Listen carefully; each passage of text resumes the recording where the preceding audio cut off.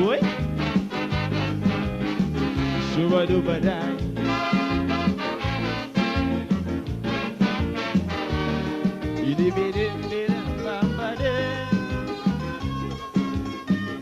This blessed country, O land of beauty, I pray for thee.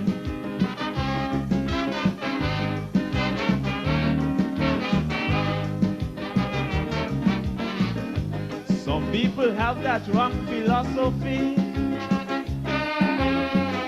that politicians can save a country. They never try and do it spiritually. And now the system exploding on we. The country in a recession, a big change from the old time religion. Mankind rewriting history in a modern but a bad version. We're living in our final days. Take a look and change your ways. For our beautiful country, going back to slavery days, only a prayer for the land can stop drug violence and crime. A prayer for the land, yes, these are the signs of the end of time. A prayer for the land, the price of living, man, is so high. A prayer for the land, that even the rich like the poor cry. You say you're concerned and care, we country living in fear, but all are we born right here. So let's say a prayer, the Almighty Father will hear. And I see, share the life, share the life. Shuba-duba-dai.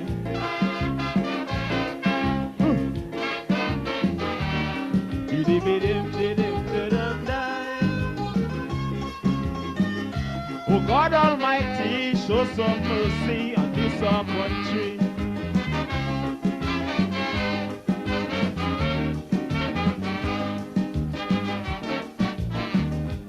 My world standard gone way down the drain. Little children using rum, crack and cocaine.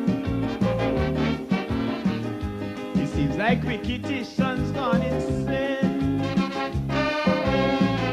and everyone playing the dirty game.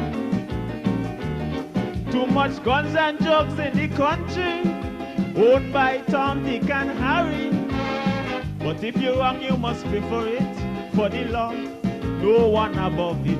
Put an end to victimization, oppression and segregation. It's not a good thing for this country, so let's try and wipe it out totally with a prayer for the land, of fire and brimstone go burn with it. A prayer for the land, some say they're picking out who should get paid. A prayer for the land, and that's why the prisoners burn down the jail. A prayer for the land, one day it must prevail. Please don't let this country become an next Haiti.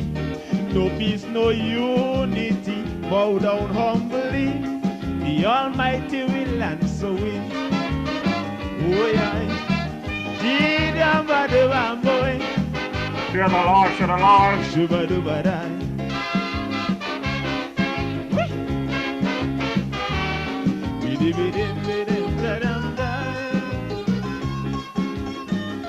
Oh God Almighty, show some mercy on this our country.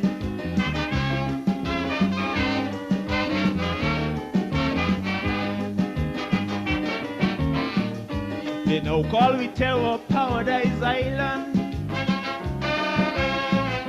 No longer a country where peace abound. Yes, I used to boast about my land of beauty, the freest nation with democracy. But now we are the capital for drug pushers and money launderers.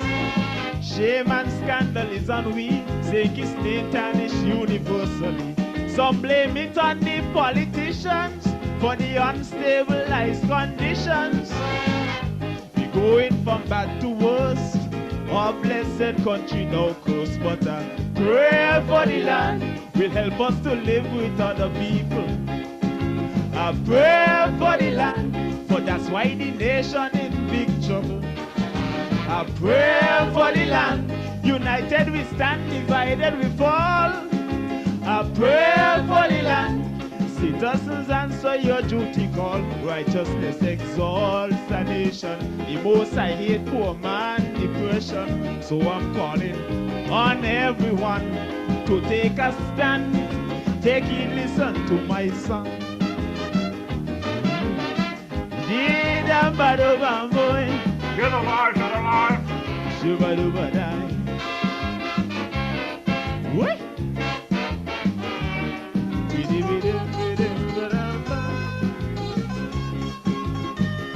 This blessed country, oh land of beauty, I pray for thee. Sound of the King Quig, the mighty Quig. I pray for the land, I pray for the Federation of St. Kitts Nevis. And if this federation ever need a prayer, the time is now for that prayer, my good people. As we get into the program this evening, I want to apologize for last evening not being able to come live. It was a result of the funeral of my good friend here, the man Lord Black, Brother Constance Edwards. Would have run a bit late, would have been a complicated night. And I just had to make that adjustment. Didn't really plan to be here this evening either, but since I'm here with nothing doing, why not make up for lost times? I apologize again to all online viewers for not being here last evening. But before we get into the program, let me drop this clip and let you know what this program is all about. Wednesday evenings are heating up. Log on to DJ Marishall's Facebook Live broadcast every Wednesday evening from 6 to 8 p.m. It's a frank and a candid exploration into the social, cultural, political, and economic issues affecting our federation. And just in case you missed it, you can also catch the broadcast on his YouTube channel, DJ Marishall. Subscribe to the channel on YouTube and smash that bell. You will be notified whenever he goes live. DJ Marishall, every Wednesday evening, Facebook 6 to 8 p.m. or thereafter on his YouTube channel, DJ Marishall. Log on.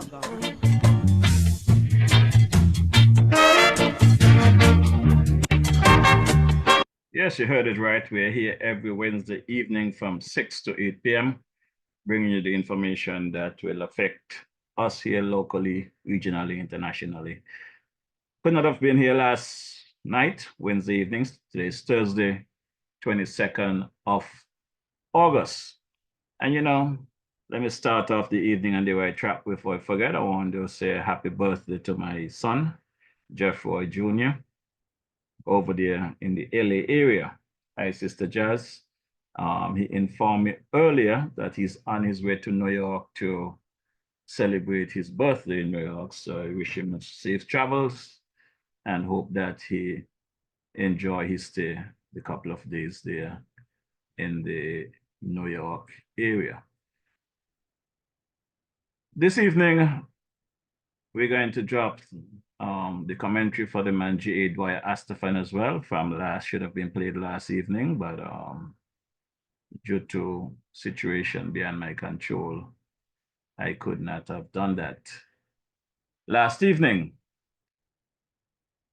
I come to you this evening to try my best to make up for last evening. Hope that I am in the frame of mind where I can give you a respectable show this evening, as still going through some of those aftermath of the situation with Brother Edwards. So before we get into the meat of things, let's take a quick listen to what's taking place over there in Fountain Nevis, my boy Cabo.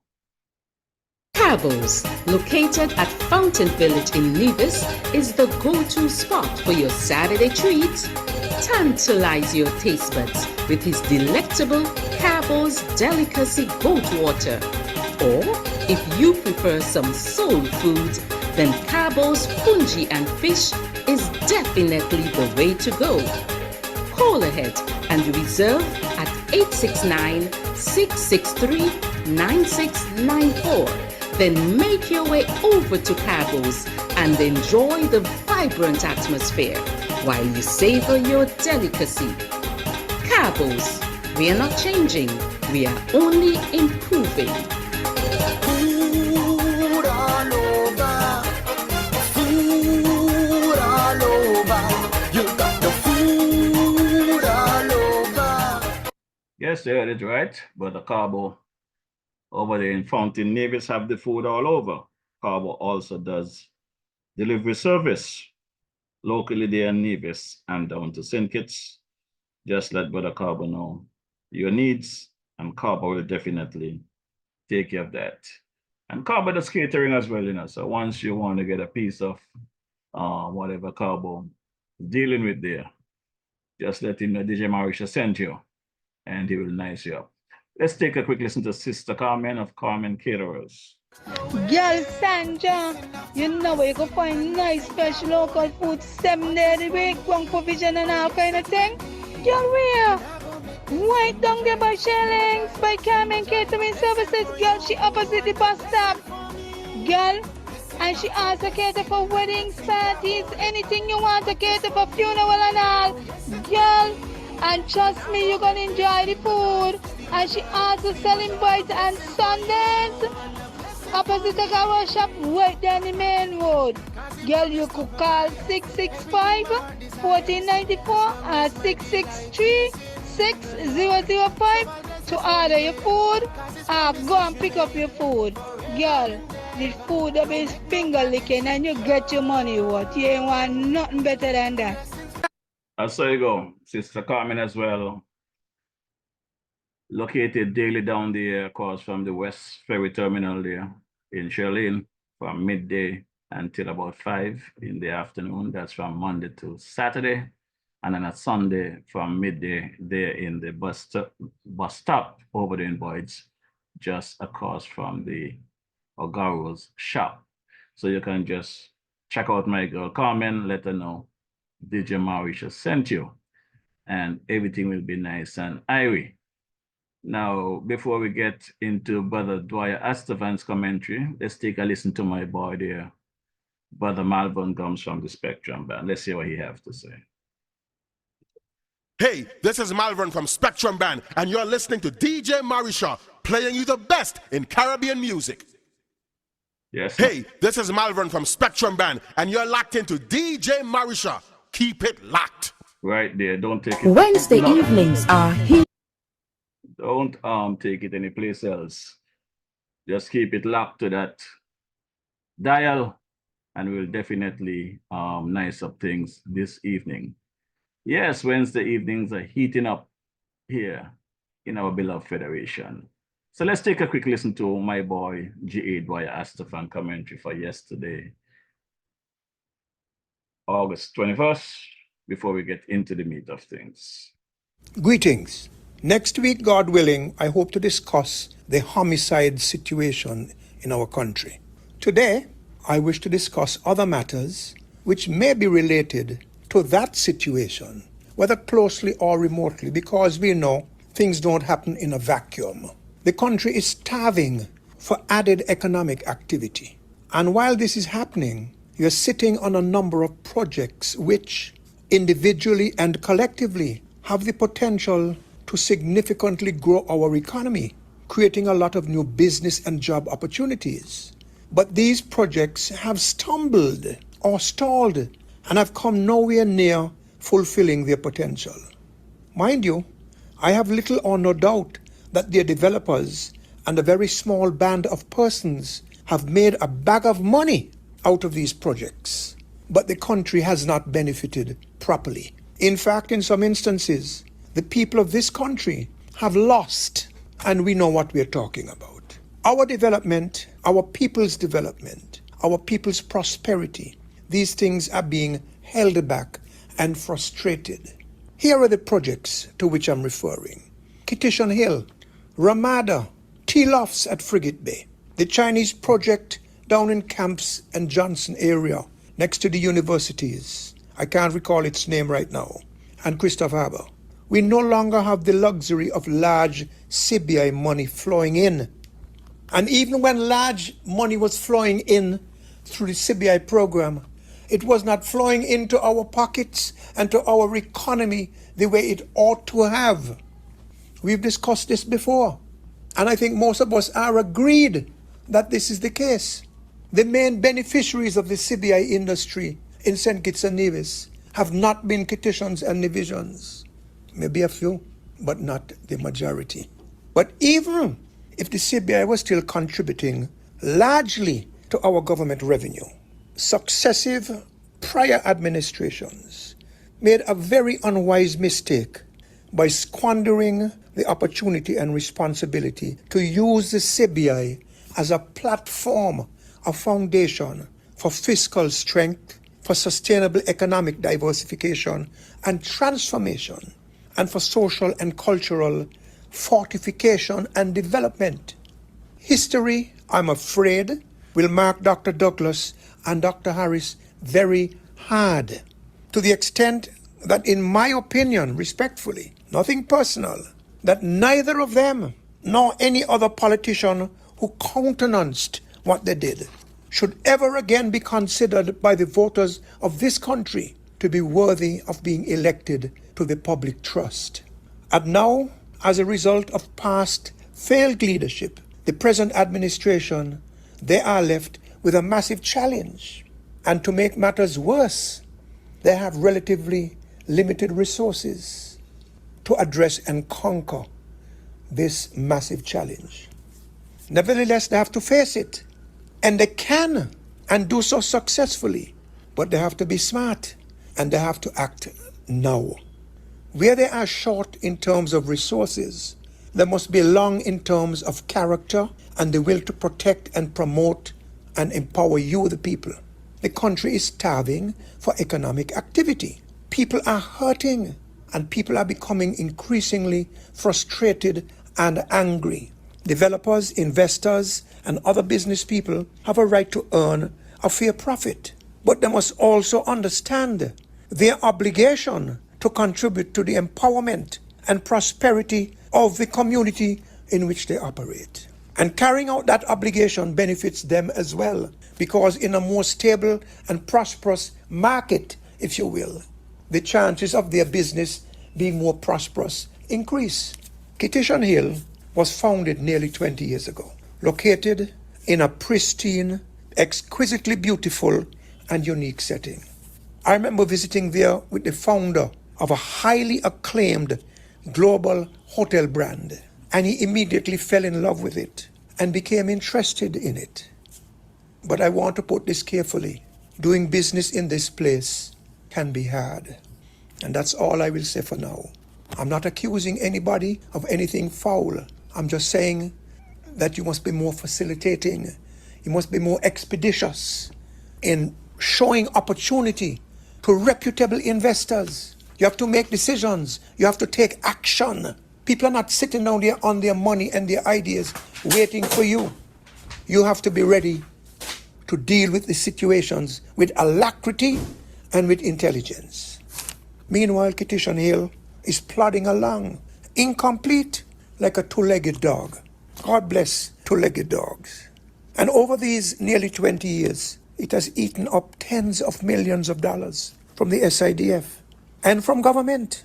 Money that could have been used otherwise to lift this country to prosperity. And God knows what its financial status is. Ramada, a project which was signed up 10 or more years ago, is evidence, at least insofar as it relates to the benefit for the people of this country. It is evidence of a misused opportunity given to its developer Galaxy by the government. The developers sold what they had to sell, took their money, just like the prison situation, and walked away happy. Galaxy were given 2 big bites of the St. Kitts Nevis cherry, and they took those bites with relish. Tea Lofts at Frigate Bay began over 10 years ago. They built the equivalent of about 200 rooms, very nice rooms too. And they too walked away with a bag of money. No action on that site for God knows how long. What did you get out of it? What are you getting out of it? Then there is the Chinese project in the Camps Johnson, West Farm area. This was a special concern to me for a number of reasons, one of which was that it was going to provide accommodation for students at the universities nearby, thereby robbing local people who had apartments and other accommodation in order to make a better living, the rental from which accommodation would help them pay their mortgages. Again, another bag of money to ruthless foreign developers, aided and abetted by their local lackeys in the public and private sectors. And another case of you, the people, holding the short end of the stick. Then there is Christopher Harbour. This project, which occupies about 1/12 of the entire landmass of St. Kitts, was formalized by a terrible agreement with the government in June 2007. Since 2013, there has been little or no activity at Christopher Harbour, with the shining exception of the Park Hyatt Hotel at Banana Bay, which is the only fully operational CBI commercial project in the country, in St. Kitts at least. Christopher Harbour sold about 100 house lots at a high price. Not everybody built. There are about 20 to 30 homes over there. A golf course and all sorts of other amenities were promised to the country and to the residential and commercial investors in Christopher Harbour. Also promised were hundreds, if not thousands, of direct and indirect jobs, a major positive economic impact, and the pathway to a new prosperity for all. All of these things were promised. Today, 17 years since the signing of that notorious agreement, there's one hotel, 20 to 30 homes, a destroyed salt pond, a slow marina, no golf course, and a project stuck in stall mode. Ratcher and Southwell must be spinning in their graves. The developer owed Skelec nearly $4 million for electricity over the years, and they did in 2021 a land for debt swap in which Skelec got 4 lots at Sandybank Bay, totaling about 73,000 square feet. But since 2021, Christopher Harbour's debt to Skelec has gone up again to well over $1 million. Christopher Harbour charges the homeowners down there at a price higher than what Christopher Harbour pays to Skelec. So Christopher Harbour makes something on the deal. A middleman, in my opinion, totally unnecessary middleman, making it more expensive for the consumers down there. And now they owe Skelec over $1 million again. What else do they owe? Who else do they owe? What about these other projects? So they come here to do all of this, and they end up owing us with a lot of money wherever they've taken it. That's not a good deal for us. And it doesn't reflect very well on the judgment of our leaders. And it also would not reflect very well on us if we choose leaders with poor judgment. Not to mention weak or no commitment and dedication to our best interests. Many of the people who bought land at Christopher Harbour have been having buyer's remorse, but may still be willing to proceed. Homeowners down there are frustrated, but are willing to proceed. However, in order for them to have their mood changed and money inflows coming in a big way, radical and immediate change is required. In order for Christopher Harbour to achieve its potential and deliver to the people the new economy and the new prosperity which we were promised and which we deserve. Unless we get that, where are we? Struggling, suffering, frustrated, angry, and becoming more and more antisocial. Stuck in stall mode for 11 years. Christopher Harbour, 1/12 of the landmass of St. Kitts. What should have been a game-changing opportunity is a hangman's noose around our people's necks, around their pockets, around their prosperity. And while our young people need to be looking at glorious opportunities, looking to have great dreams, and to live those dreams, enjoying hopeful, fulfilling, successful, peaceful, and productive lives, look at what we have.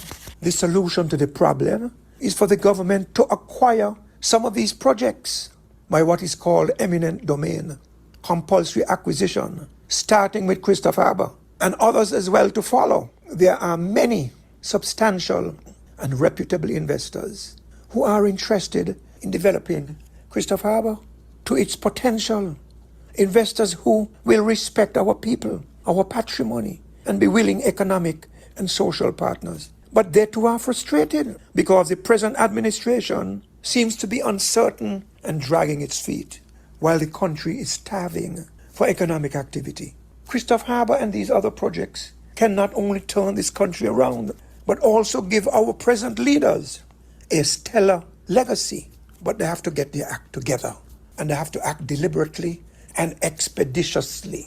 Everybody's back is against the wall now, individually and collectively. Do you know the story of the Roman Emperor Nero? He wanted to build a new city to replace Rome. He would have named it Neropolis. So he ordered that Rome be burnt and be rebuilt from scratch. While that was happening and people were perishing in the blazing fire, Nero was in his palace playing his fiddle. Of course, the flames eventually engulfed him too. And that was the end of that. No winners. Mr. Prime Minister and ministers and other decision makers, the country is starving for action. No more talk, no more indecision, no fiddling like Nero, just action. This is a respectful, loving, but extremely serious word of caution. Thank you. Yes, well, that was the man, Brother G.A. Dwight Astafan commentary for yesterday, Wednesday, August 21st. I'm not going to have much to say, and Brother Dwyer's commentary, I think, speaks for itself. Currently, as I said, I'm still in that zone where we just laid Brother Khan was aka Lord Black, the Buffalo Soldier, to rest yesterday. But that's not going to stop me from dealing with the current affair in our beloved Federation. That I must touch.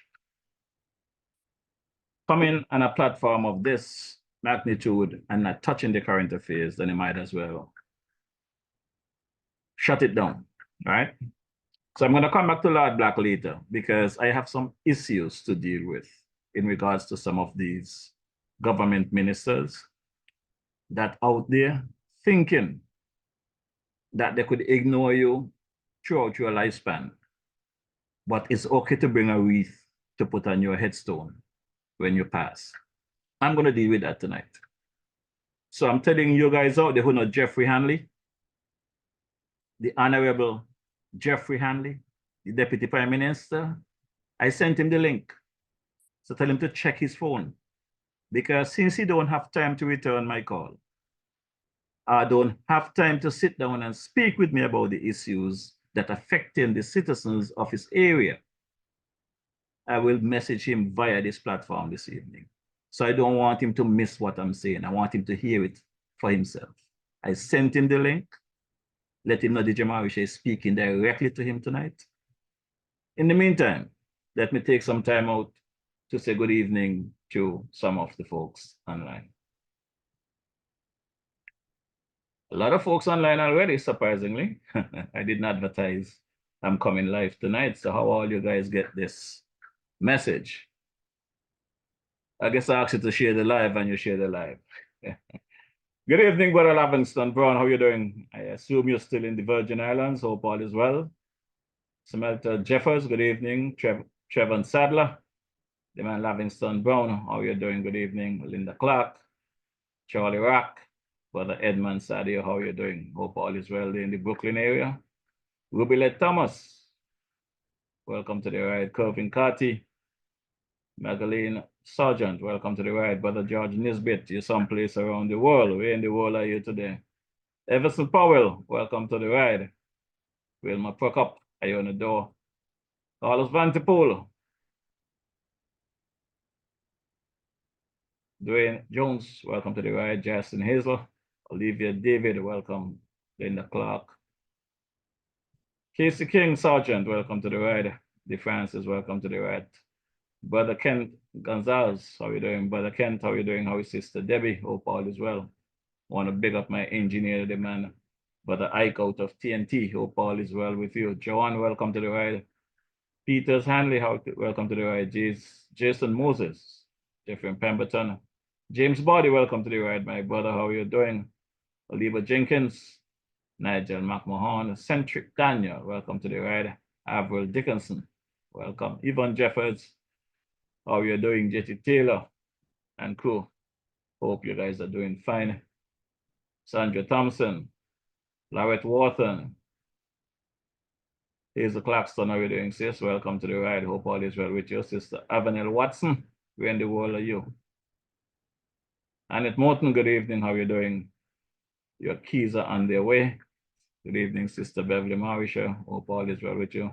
Mervyn Phillip, Steve Mills, Brother Oakland Benter, I see you online. You should be on screen. If you're available, just drop in and let's have a quick chit chat. Kish McClark, welcome to the ride. Jermaine Underwood, Edition King, Justin Stacy, Batchet Tuit, welcome to the ride. Brother Frankie Lawrence, how are you doing? Officer, hope all is well with you. Sandra Merritt, Denville Webson, Juliet Connor, how are you doing? Cuz hope all is well. Pamela Garvey, the man Trevor Carbo Cornelius, aka the man Carbo. Happy belated birthday to you, my brother. It was good seeing you over the weekend. The fish was not the biggest size on the menu, but it was good. Fun jam fish was nice. Goat water was nice as usual. Pauline Swanston, good evening. Welcome. Vicky Hazel. Jalai Bud. Mauricia Suran, welcome to the ride. Brother Shakespeare, how are you doing? Hope all is well. Casilda Francis. Mellow Farms, how are you doing? Cindy Gabaya. Casilda Francis, Brother Desmond Claxton, how are you doing? The King Chubby. Hope all is well. You asked to hold off on the politics, still culture, I'm done. You ready for some chatter this evening? Because we're coming to you now. Brother Steve Mills, good evening. The White Richards, welcome to the ride, Brother Jeff Pemberton. You know, I had some experience over the last couple of months with death in the family and stuff, starting in the UK on May 6th. They have not stopped. As a matter of fact, I think it was yesterday morning, if I'm not mistaken, I got a message that another cousin of mine passed away. But the way the message came in was misconstrued, as they would say, because the person said to me, you heard Shirley died. There was a head-on accident in Newton Ground. Shirley died. So here I am thinking that Shirley died in a head-on accident in Newton Ground, only to find out later that she died in St. Paul's. I understand she collapsed while visiting a friend down the road here from me. So my condolences to the Clark family there, Brother Theo Clark, Mem Clark, Honorable Senator Joel Clark, Duncan, Nadine Douglas, Duncan and all of the folks, all the family members, condolences. You know, it seems as though for the past months, every week a family member of mine passed away. I do not know if God is speaking to them or speaking to me, but a lot of young ones are dropping out.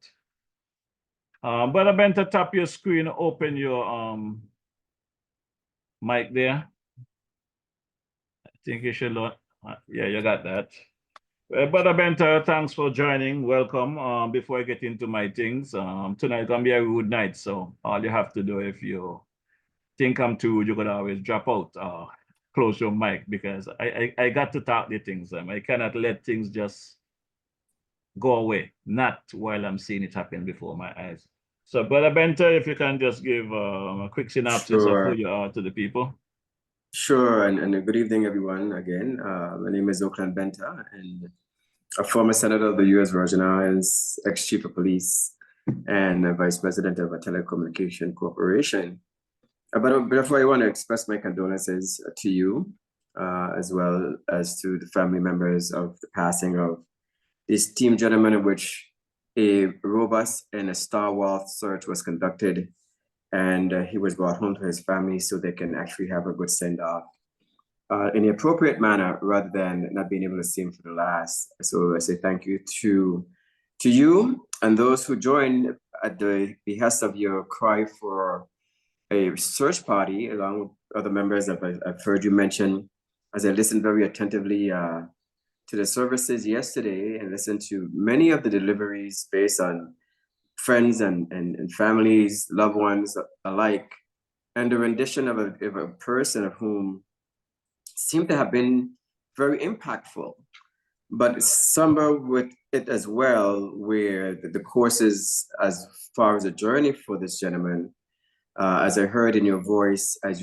you refrain very vehemently not to get too deep into some issues thereafter, but yesterday was the day to say farewell to a very beloved friend, a loved one of a family member, and one of which the nation recognized well. Don't know if he got his flowers before, but I heard so many of the flowers being pretty much unveiled upon him yesterday, and his recognition to the services he provided to the people of St. Kitts and Nevis as a person who was there, whether in storms or not, to make sure that everyone was informed. But I'll ride along. I'm on for the ride with you this evening, so I'm here with you until you close your store this evening. Thank you, Brother Benter. And the situation is, you said something correct there. You wonder if he get his flowers. I don't think he got his flowers. And I don't think he was treated right, And people don't like to hear facts. They don't like to hear the truth. And as I told someone yesterday, if they know me well, I had a tribute I could have presented in that church that would have left every politician and maybe most of the people in that church pissed off with me yesterday, because the truth hurts. People don't like to hear the truth. Because when I look at the numbers of people in that church yesterday, Brother Benter, if we got quarter of that crowd and the search party up in those hills, Brother Council have been here with us today. The autopsies completed now, and the report is out. And, people try to make excuse, and that's the problem we have here in St. Kitts Nevis. They are criminals, in my view, from the government down. There's somebody in the government that is doing wrong, and they turn a blind eye. Because you are telling me, up till today, a whole man, a grown man, that is known to have Alzheimer's, amnesia, whatever they want to call it, his head is not there. Whenever I visit that home and I get to speak to the Lord Black will say, why Marisha when you come? I would say, boy, last week, this week or whatever. And when I finish answer his question, it's the same question. Boy, Marisha, when you come? That's your vehicle? Yes. Marisha, that's your vehicle? He repeats his questions. It is clear that he is confused in his head. So the doctor of that home, the owner of that home, who's supposed to be assessing this man, she knows, if she's a doctor, that he has an issue. So to allowing him to walk on his own wherever out of Shaw facility, I call it negligence. And through the investigation, Brother Benter, I found out it's not the first time the man walked away. Whether it's true or not, that is what was told to me. And had the alarm been sound earlier, when he did not come home for supper, we would have been able to track down the Lord Black before he gets so far up in the hills. And you know, the part that really eats me, and looking at him yesterday in the coffin, the casket, really took a toll on me. Yesterday was a very devastating day for me. I tried to be strong for the family, but it was very devastating because according to the autopsy, you know, I saw the body myself when we found him up in the mountains. So I knew what I saw. Hans couldn't have been dead too long. The body was intact, no swelling or anything like that. But according to the autopsy is saying that Hans passed away on the 9th of August, the same morning we find him. Which means he was alive on the 8th, and the 7th, and the 6th, and the 5th, and the 4th, and the 3rd, and the 2nd, and the 1st, when he disappeared. With the amount of rain and thunder and lightning that this man endured in those hills, somebody have to be held accountable, you know, brother man. And who I am going to hold accountable tonight is from the top down, you know. The government and whatever department of health that is responsible for these kind of facilities. That place should not be open still. That place should have been closed forthwith until a full investigation and an outcome comes out. Whatever patient is in that facility should have been removed to another location. That place should have been closed pending a proper investigation and ensure if it's going to be reopened, that the necessary procedures are in place, security and everything, the adequate staffing, adequate space for patients. There's a lot of things that need to be put in place in these type of facility before they should be open, and they should go around the island and not just that one. But every one of them that is not up to standard should be closed until they come up to standard. Hans' death should not go unpunished. Hans' death should not go for naught, as you would say in St. Kitts Nevis. Somebody must be held accountable, and changes must come. I cannot sing, otherwise I would sing a couple of them long songs that he sing. And Mr. Benter, I'm not even going to touch the Prime Minister tonight. I'm going to give him an opportunity to sit down with me. I'm not going to touch him tonight.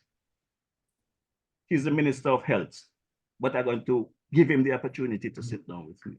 But I am going to touch the Deputy Prime Minister tonight for his lackadaisic behavior, his non-caring behavior. This did not start with Hans. On January 10th, 2023, I reached out to the Honorable Jeffrey Hanley for one of his constituents in Newtown that needed assistance. That is not mobile, that needed help. The condition I saw that person in, they could not be there. They were living worse than an animal. That individual was a cousin of mine. I reached out to him. I said, "Good evening, Honorable Hanley. I called you earlier. I was trying to speak to you about one of your constituents, my cousin," and I gave him the name, in Newtown. "She's in dire need of some assistance from social services and housing. Give me a call." I left my number. That was on the 10th of January, 2023. I didn't hear from Brother Hanley. I ran into him at an event here in St. Paul's. As a matter of fact, I ran into him at a funeral of another cousin of mine. This cousin funeral is a young man, the brother of Mishak, that got stabbed at the Juve in Bastille during the carnival festivities. They had his funeral over on the field in St. Paul's. I was able to speak to him there and explain to him what I needed him for on the 12th of January. You know, he told me he's going to do whatever he has to do. I didn't hear from him again. On the 17th of January, I reached out to Brother Hanley again, telling him I'm trying to get an update on what he put in place to help this person. No response. I could not take, knowing I was leaving St. Kitts, to leave a family member in that mess. I went to Newtown and I picked up that family member physically and put in my vehicle and took them to a home. I appreciate the home. At the time, they assisted. Over the period of time that she's at the home, I got my concerns and questioned Brother Benter. And that I will deal with at the appropriate time. But at the end of the day, no help from Brother Hanley. On May 3rd, 2024, again, I reached out to Brother Hanley. Call him, no response. Good morning, Honorable Hanley. Give me a call, please, thanks.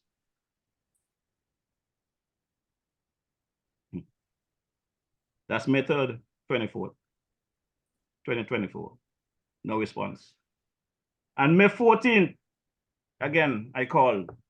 No response. Good morning, Brother Honorable Hanley. Give me a call, please. No response. On June 4th, I call Brother Hanley. No response. Again. Good morning, Honorable Hanley.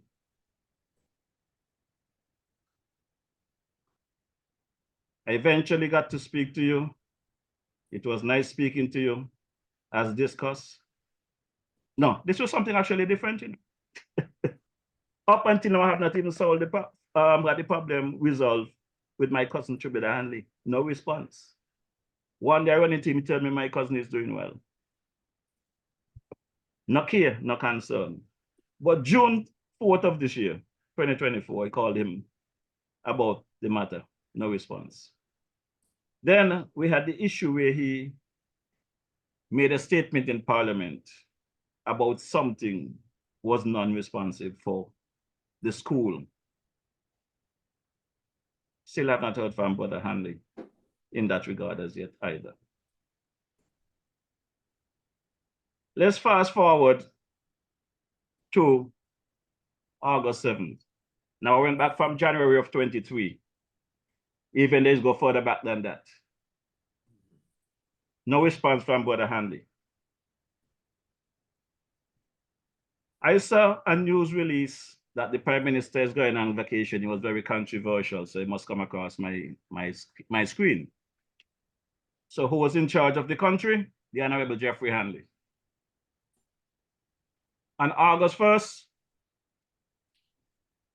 our friend Hans Edwards, the Buffalo Soldier Lord Black, went missing.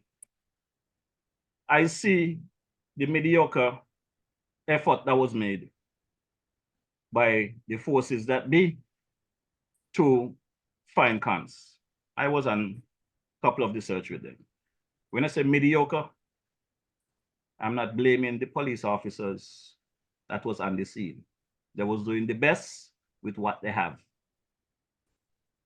Apparently, culture in Nevis was more important. Breakfast fete in St. Peter's was more important.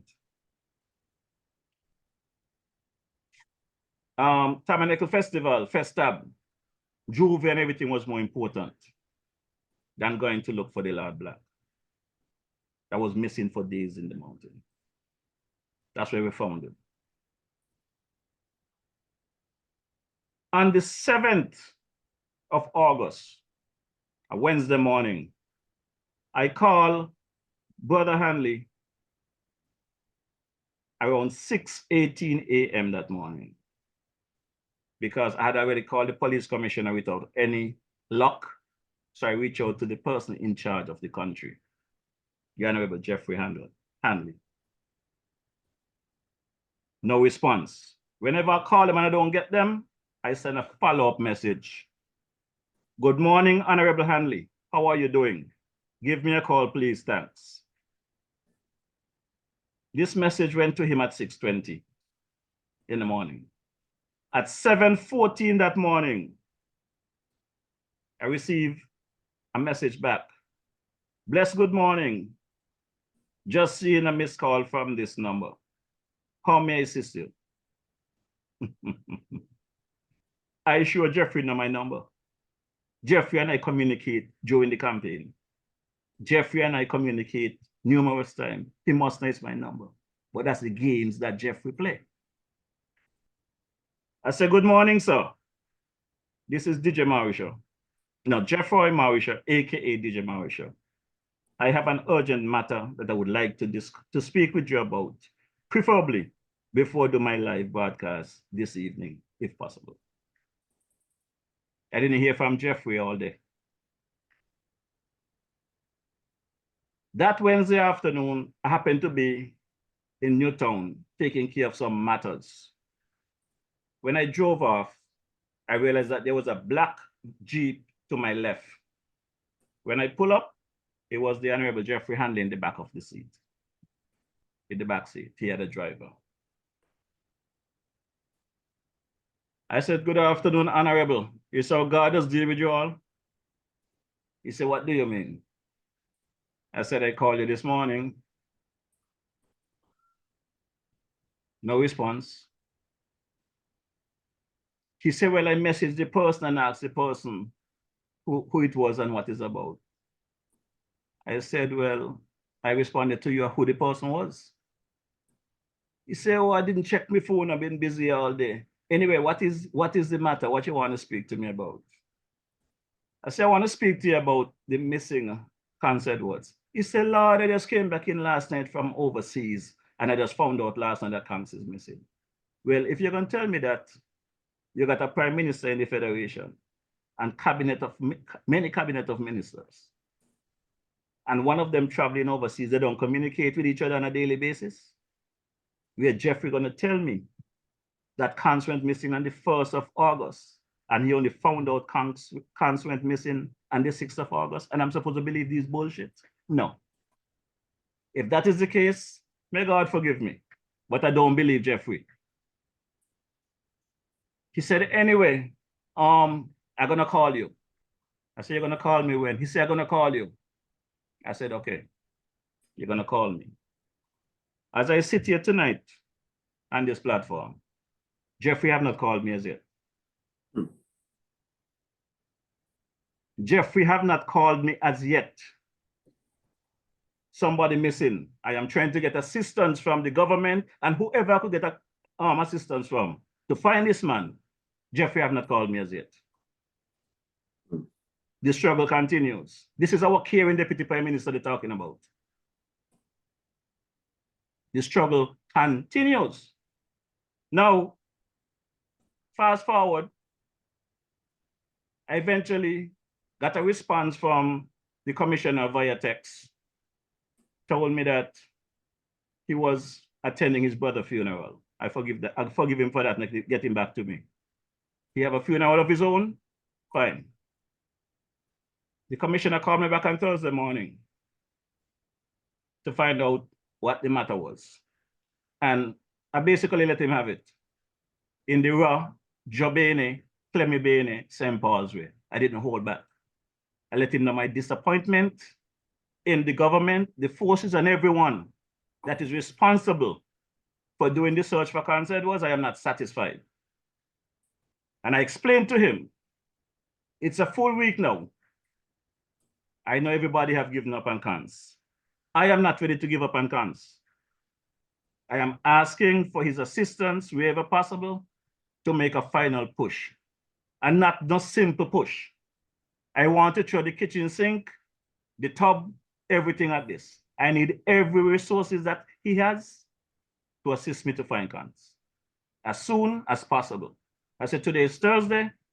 We got Friday morning, Saturday morning. We have to get cans back to his family. Whatever condition he's in, let's bring him home.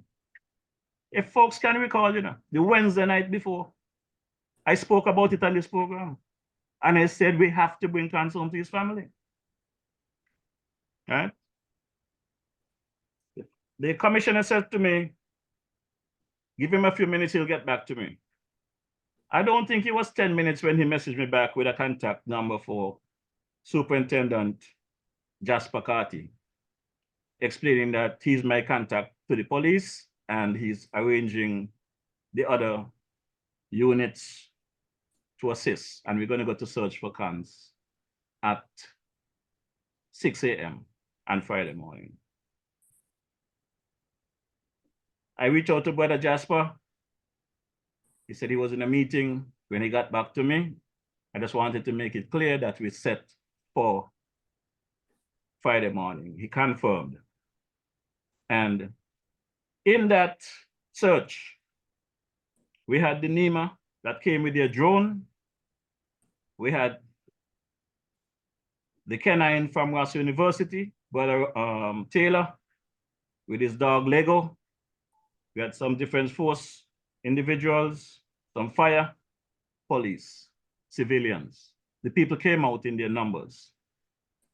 What surprised me that morning, it was when I see Dr. Jensen Morton, the only doctor, showed up. I thought he'd just come to say hi, but he informed me that he's going on the search with us.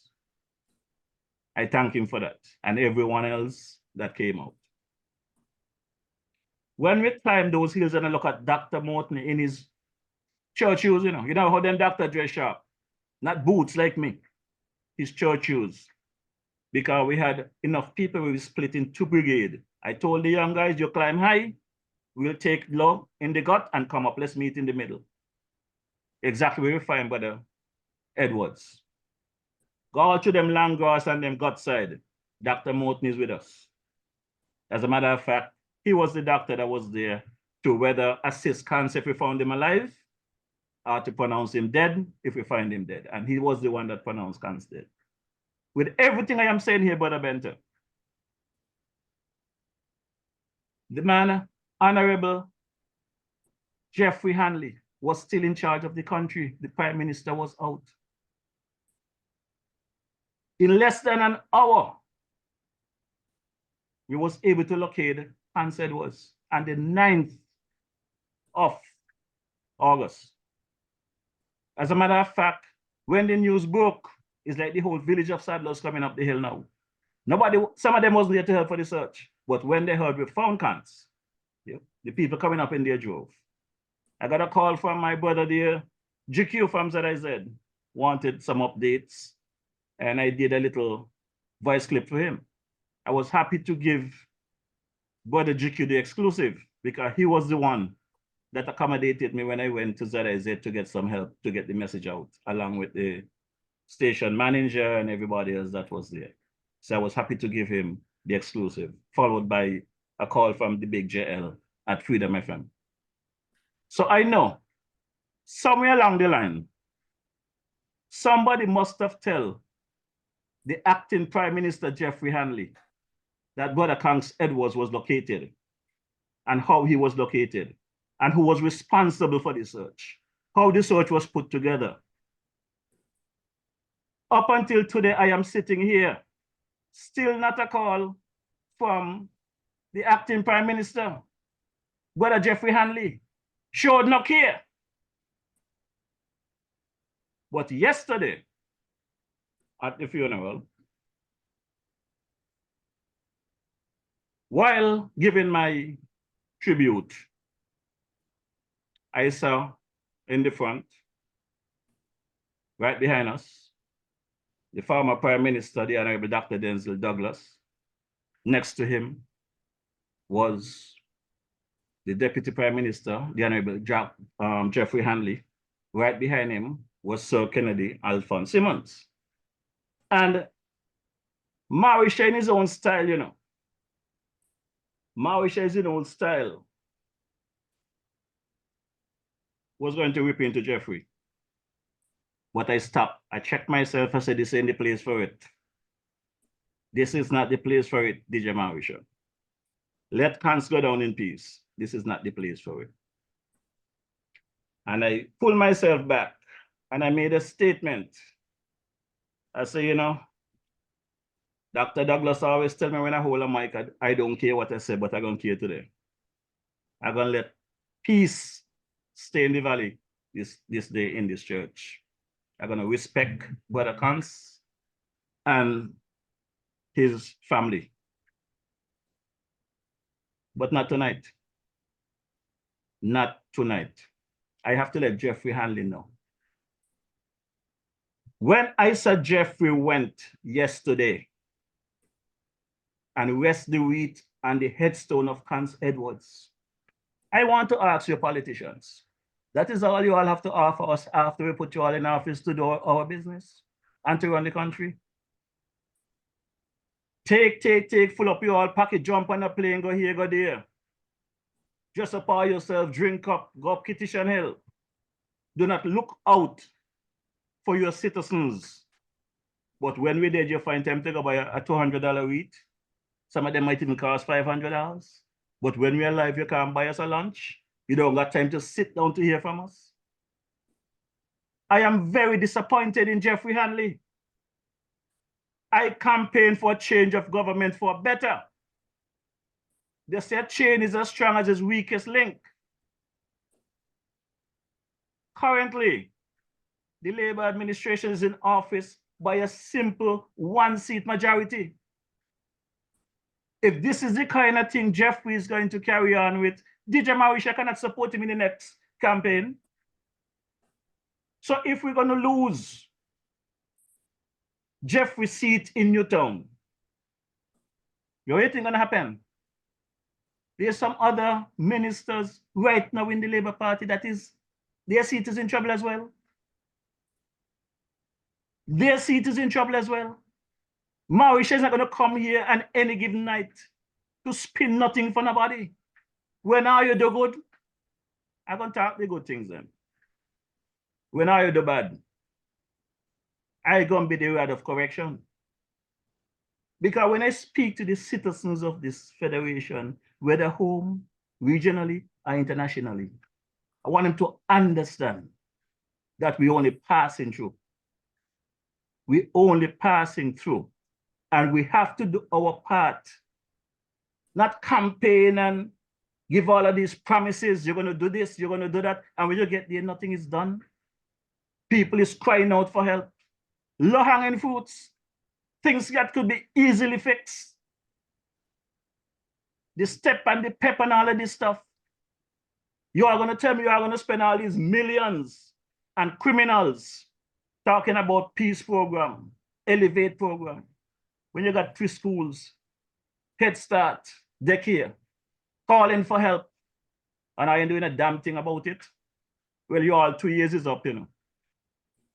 The 2 years is up and Maurice are going to call it like it is now.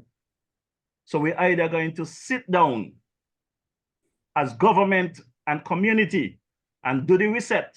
Not no reset like you all did with the light bill and the water and then reset there. Reset the attitude of you ministers who got elected and are now there. It's time to govern. Some people going to apply for a little job. You got to get degree, certificate for this, certificate for that. But when you were running for office, you all didn't have no certificate, no degree to be prime minister, deputy prime minister, foreign minister, minister of health, minister for agriculture.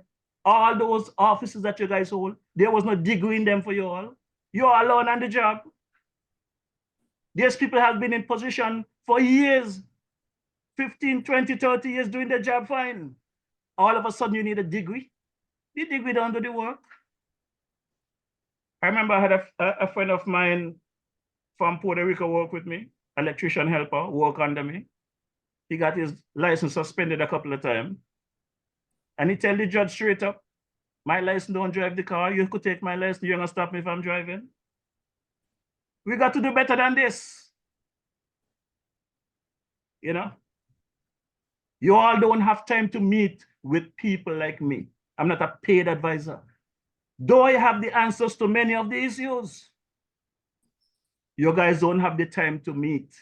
But you all have people like Edinburgh them out there, running them out in and out. People don't want to hear from Edinburgh them. Edinburgh them talking about things they don't know. This is not the time to support a party. This is the time about the country, the people. It's people time now. After 2 years, the people must feel the relief. Yes, you all went in there, you all went in to set up your all self. We hear about the fake marriages. We heard about the development bank money missing. We hear about all kind of things, nobody charge yet. I got a problem with that. And who don't like what I'm saying tonight? Tough. Because guess what? These are facts. And I will continue to sit, whether it's in my bunker, under a boat, wherever I get internet weekly, and bring the facts to the people. So, Mr. Prime Minister, I am saying to you, sir, I think I am one of your strongest supporters you can find out there. Give me good things to talk about. Because if I go and get good things to talk about, I'm going to talk about what is happening, the current affair, the real deal. So, Brother Benter, I'm going to take a break there and give you a chance to come in if you have anything to say. But I just have to be real. Yeah, I was listening, and as you have pretty much highlighted and forecasted the recovery of your dear beloved friend Kant's, that you were determined, in fact, that you would leave on an expedition with whomever would join.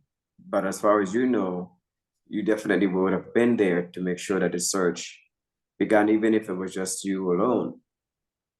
And such, I'm listening to you more in tune, and the deputy minister, acting prime minister of the country, as I listened to the correspondence as you elaborated between both of you. And I did hear that you did announce of the arrival of the Minister Douglas and some others who were there, and paying their condolences and their respect to the family. And I'm pretty sure to the nation as well. I mean, I'm a little somber though, because I'm trying to figure out, because I saw your journey. I'm going to go back a little bit. I saw your journey in your renditions for the past several years prior to this government sitting. And you were relentless, you were determined, the perseverance persist, the identification of the facts when it came on the service, or came to the service, which were being rendered to the people of the nation of St. Kitts and Nevis, the shortfalls as far as what you saw and how the people of the nation were impacted.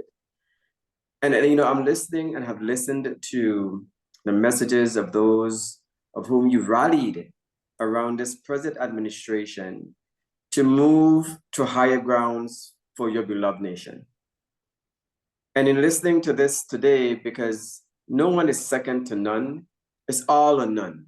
And as far as me being familiar with citizens of the nation of St. Kitts and Nevis, I have never seen a separation where individuals have what you call a national pride. And you see one, you see all.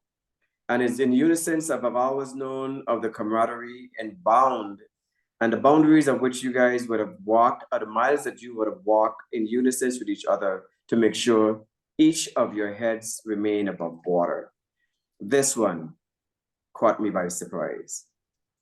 And as you've explained, based on what was said, and requested, I too want to join you in thanking the members of the K9 unit, as you mentioned, who assisted. I know you said there was a doctor along with you who assisted in a time where he could have been someplace else. And, you know, Nima and some of these others, but I'm wondering more than anything else, in the presentation of the renditions for Mr. Edwards at his funeral, I wonder if the body of, or the wave or the sea of people which I saw so many in the church, based on what I can see, the accounts of his yeoman's job to the territory on behalf of the people. And, you know, as I listened to you mention the deputy commissioner, and, you know, aging and disability, I think, falls under his manifesto, I would think.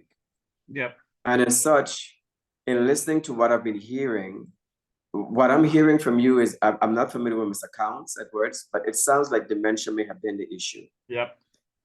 And if, as such, where anyone within a facility monitored or managed or observed by individuals, something went wrong, but that didn't spark the in-depth of what I am listening to. The discerning of that caring for one or the other is not the St. Kitts that I know. I can tell you from coming to St. Kitts, being there for years, I'll tell you, there haven't been a day while I was in St. Kitts that I didn't have to fight to pay for a bill. It was a fight. And when I say a fight, ladies and gentlemen, I'm telling you a fight. Because you have guys who are ready to go to task with you to spend $1. Because they will say, you are our guest. You are our visitor. You are ours today. And we are, in fact, you, and you are us. And this is how they spoke. And for me, it was strange because, you know, you go all over the world, which I've been, and you meet a body or wave of people who are selfless in the instance that they will look to a guest to make sure that that guest is comfortable before themselves. I've never seen such a thing. And, you know, when you're looking at it and you say, my God, at first you thought it was a joke when it came to paying a bill, but you realize the fight is going to start if you put your hand in your pocket, right? By those individuals who said, not under the sun or sunset, you're going to pay for a bill here while you're here with us. Hungry never went, because there was no way Amari's were going to get a nice fried fish, or you go right in the dock and you had this guy who had this nice mix up with okra, and then you go up, but when you get to Monkey Hill with the saddlers, they tell you, it was on then, right? You have to run from food, and you have to run from drinks. So in listening to all that it is here on such a somber second day after the funeral of Mr. Edwards, Cons Edwards, and hearing this, I am going to make a plea to the minister who does, I don't know if he was aware of the media direction that you took the message throughout the world, actually, not just on the nation of St. Kitts and Nevis, but throughout the world of every Kittitian and division who live elsewhere. And your show became that catalyst for understanding and learning as well as far as what's going on in your beloved nation. And your cry tonight, Brother Marisha, is one that I know it hurts, because I know and you know the role you played.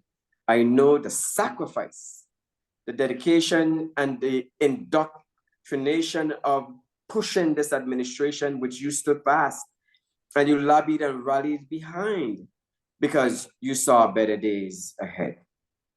You saw a new St. Kitts. You saw a St. Kitts that would be looked at not just by its beautiful sugarcane before, but its travailing and travailing winds that flow through what everybody enjoyed.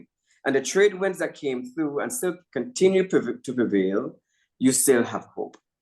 And I hope that the Honorable Minister Jeffrey Hanley will not just listen to what you're saying tonight as if it's just a form of administering some sort of punishment, but one to let him know that even though you support the cause of the administration before he sat, you will not go idly by and see wrong and still don't present it based on what you've been doing the years prior to the administration sitting.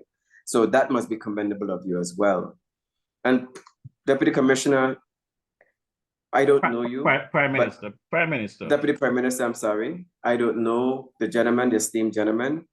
But for what I've read about him in the past, it's one of those things that I am hearing something other than what I have read and listened as he has spoken on the campaign trail, based on the fidelity of his interest in serving mankind and the people of the beloved nation of St. Kitts and Nevis. This is not the person that I am defining in my head based on what I've heard of him as he spoke.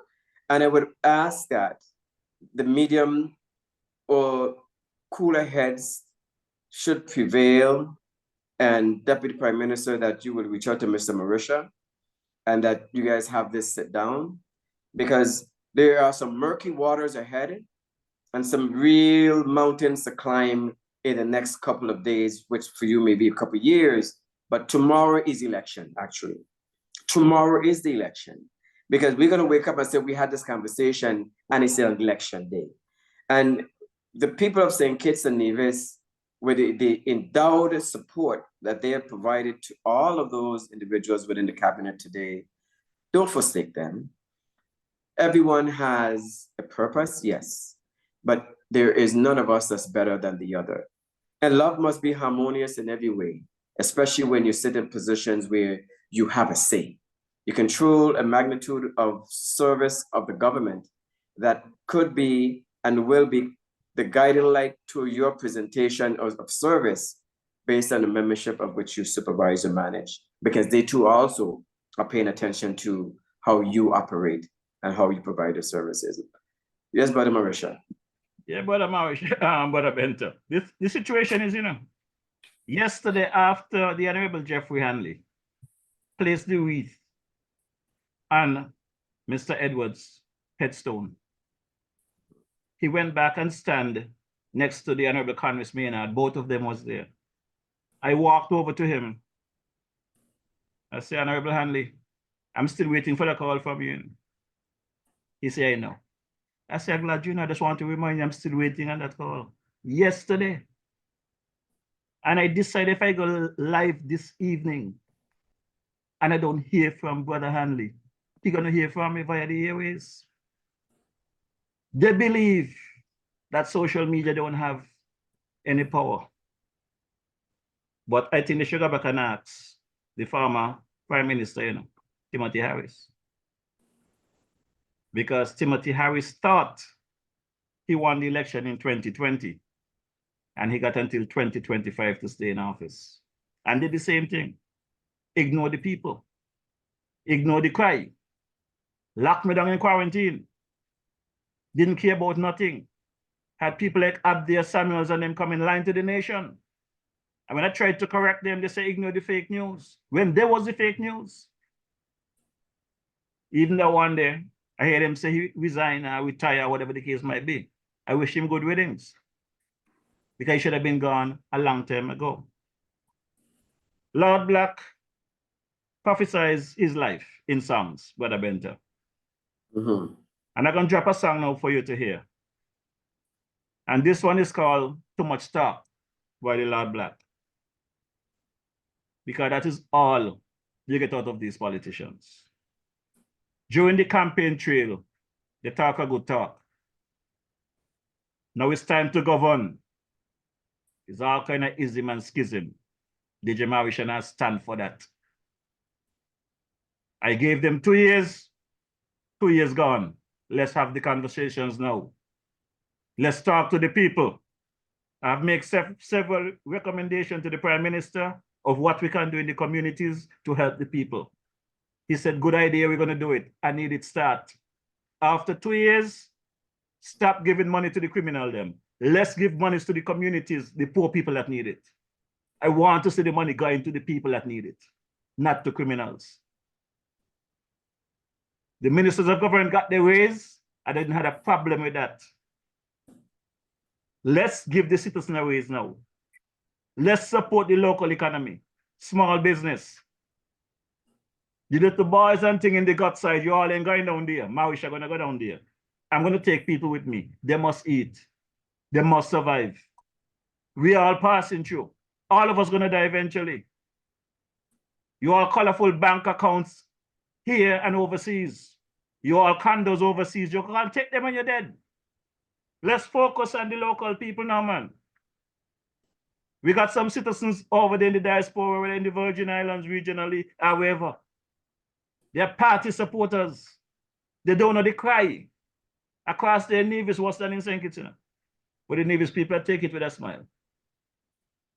Millions gone across there, the people were there crying. I understand the Premier had some press conference today bragging about how much millions he get from the federal government. And he went and fixed up the park for Culturama. Culturama is for 2 weeks. The people have to survive 365 days of the year. But he pumped millions into an event for 2 weeks. And people over there crying. So let's take a listen to Brother Lord Black.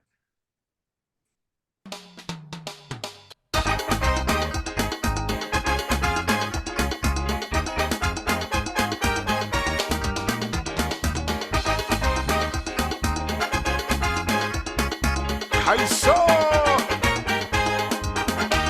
me tired of me hearing somebody please put a stop in. Talk, more talk, old talk. And where is the yardstick to measure to see if the talk effective? They go to church offering, supplication and prayer, but nothing ain't working, for we ending up nowhere with this talk, more talk, silly talk. So stop talk this lot of shit and jam up the music. Really fed up of the rhetoric, so jam up the music. He making me anemic, so jam up the music. Tell all the DJs in St. Kitts, kindly jam up the music. You see, they run us out of toilet paper, so when we go to the toilet, there ain't nothing to wipe it. Therefore, jam up the music. We got to flush all the bullshit where we're down in the septic. So jam up the music. Especially for all the ministers and politicians, technocrats and bureaucrats who love to fill the media with empty air, empty rhetoric and no action. That bad. Tune to every radio station, endless talk shows ball into the nation. What is talk, idle talk, stupid talk. Despite all the noise that they're making, you know, them vagabonds ain't listening. They're jamming the dancehall music on the street corners and in the ghettos, planning their next violent hit, regardless the old talk on the radio. So let them talk, idle talk, silly talk. So stop talk this lot of shit. Instead jam up the music. Really fed up of the rhetoric, so jam up the music. He making me allergic, so jam up the music. Tell all the DJs they believe this. I say jam up the music. You see, they run us out of toilet paper. Lord, when we go to the toilet, no paper to wipe it. So jam up the music. We have to flush all the bullshit. Where we're down to the septic. So jam up the music. Nice man.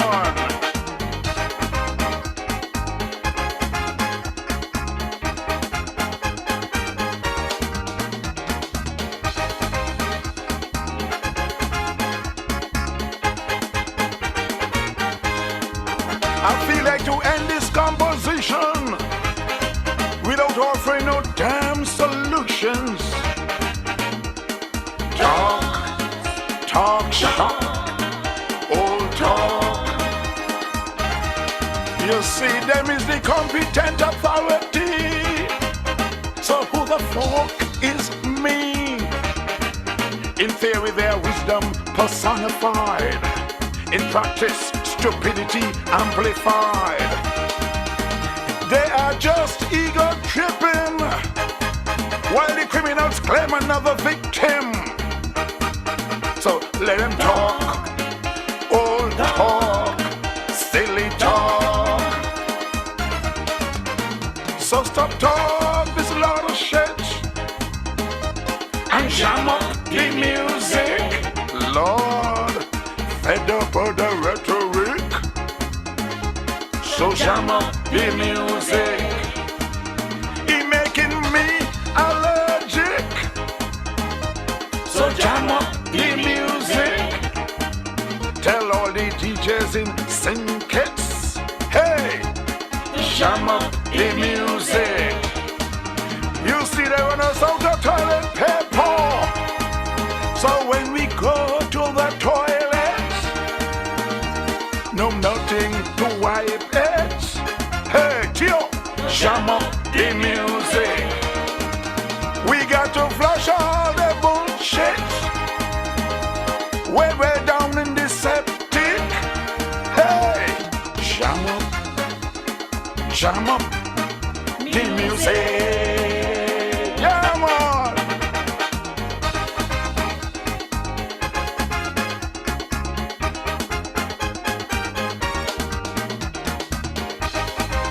Give me some bass there, Jeffrey.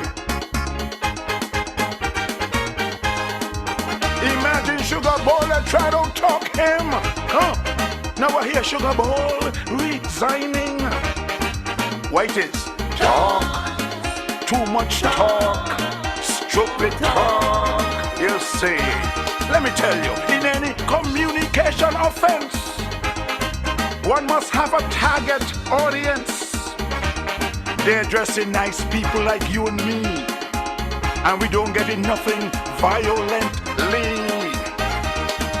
Why they don't go down to the ghettos and speak direct to them violent fellas instead of talk, more talk, stupid talk.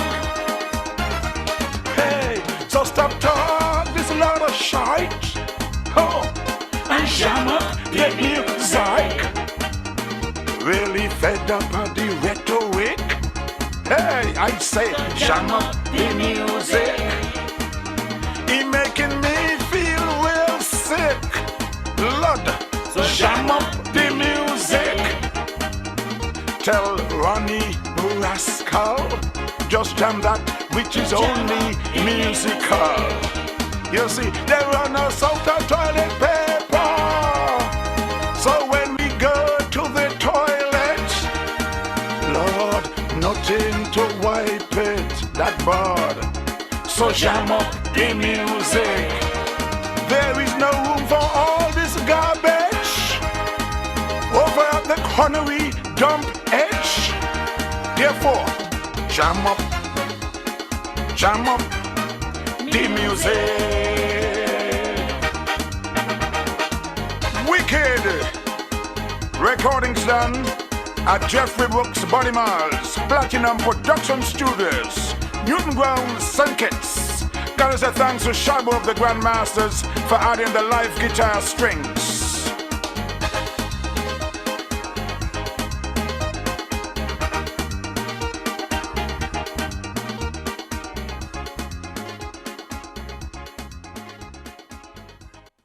Yes, that's the sound of the Lord Black DJ Brother Benter. See, all them politicians do is talk, talk, talk, and the ministers talk, talk, talk. Like I said, the man knows what he was about, and his life for me is through music. That is what he was. Did you understand the lyrics in that one? I sure did. And that prompts me now to come to you.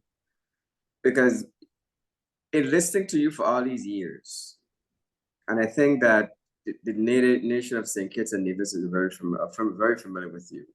If you're real, if they know that you are, then they will always remember that you are. I know that you're a person in discussion we've had before where you may not and did not and is not looking at a political position, but in listening to and watching what you have been doing, you have placed yourself in an ambassadorship for to be recognized. And we don't want to get political tonight, but to be recognized for your yeoman's job, really.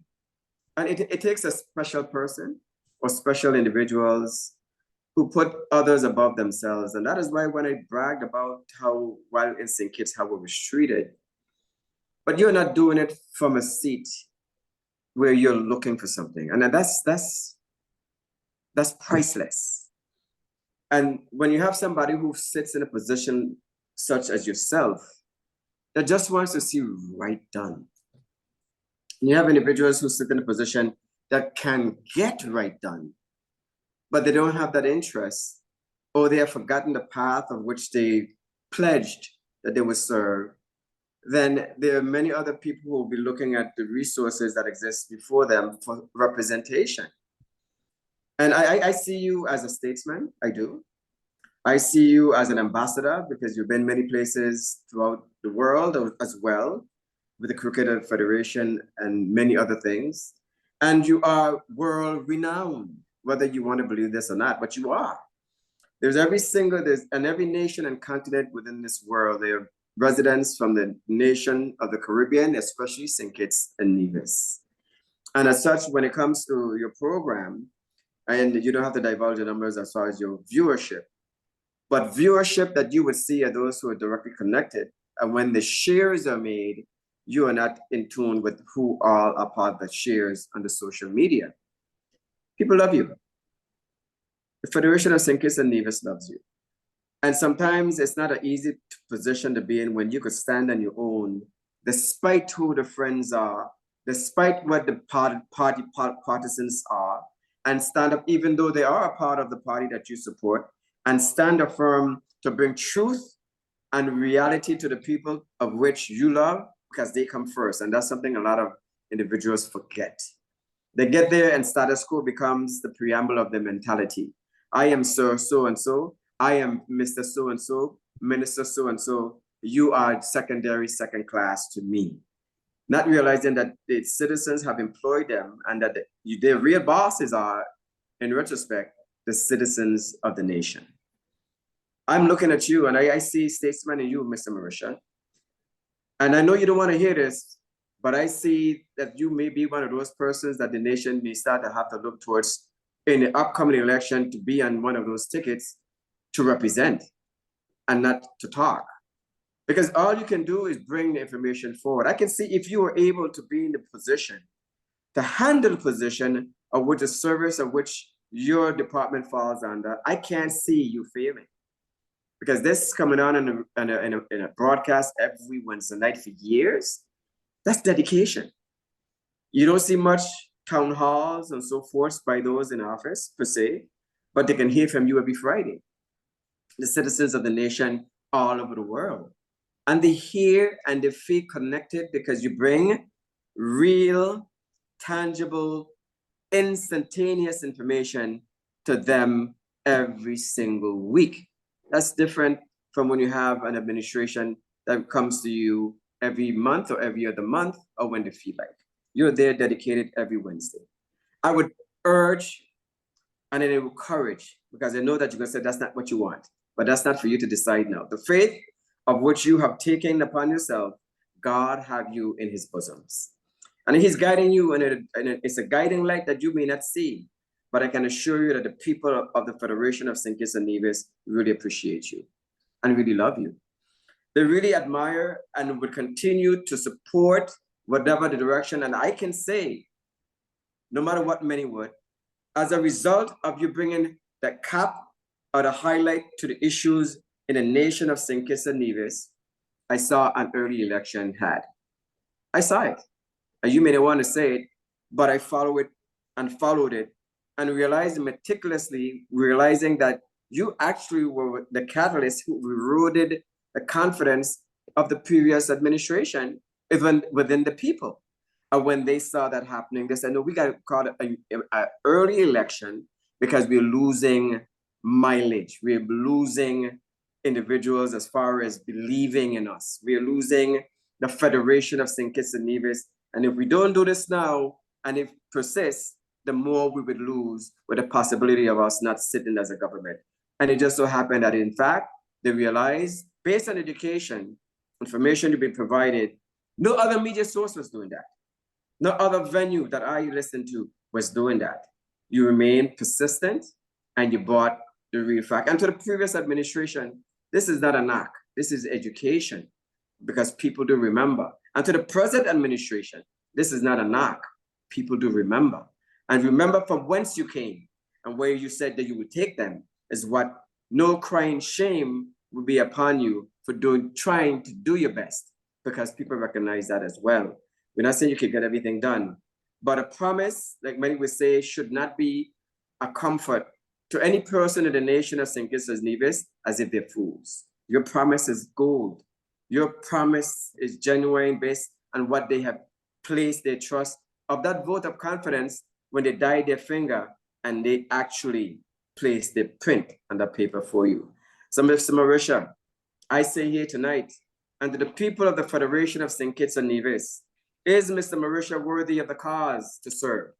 Is he, in fact, an individual who have understood, who have weathered all that has been cast before the nation of St. Kitts and Nevis and stood firm and stood tall? Is he in fact, a man who stand and stood and structured themselves behind everyone within the nation, and to remove yourselves from all of the connotation because you're just Jeffrey Marisha, as you would say, I say you are stalwart of the nation as well.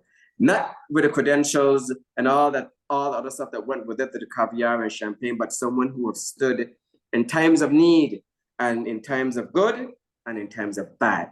And you remain cognizant that all members of the Federation of your beloved nation is all your beloved brothers, sisters, grandparents, uncles, cousins, and all of the family circle.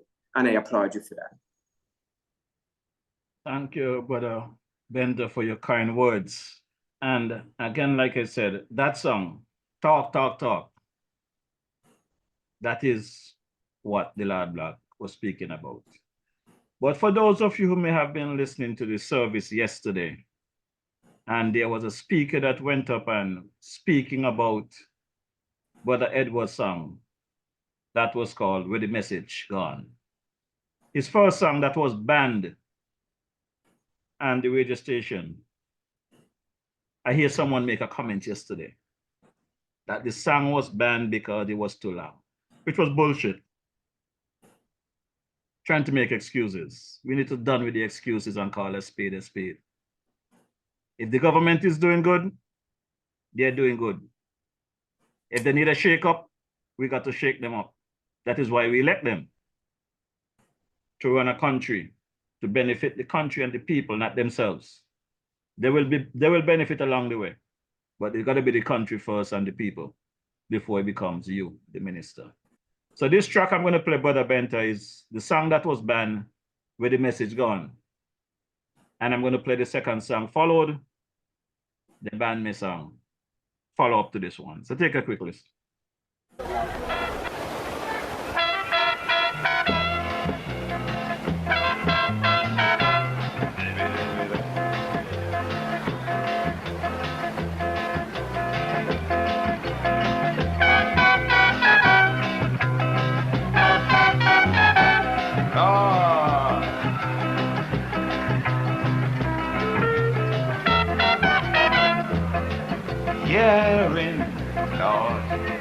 year out, and even during the bloody year, Calypsonians, them politicians, what they do?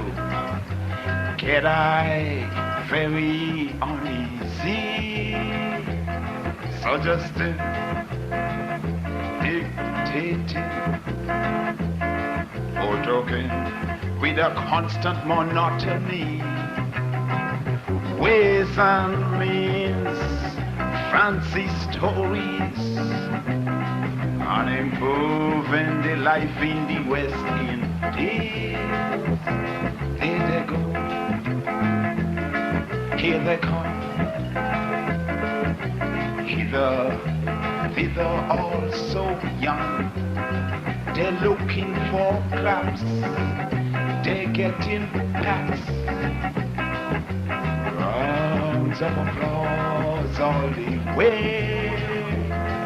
Good song, sound speech, messages of rights and wrong.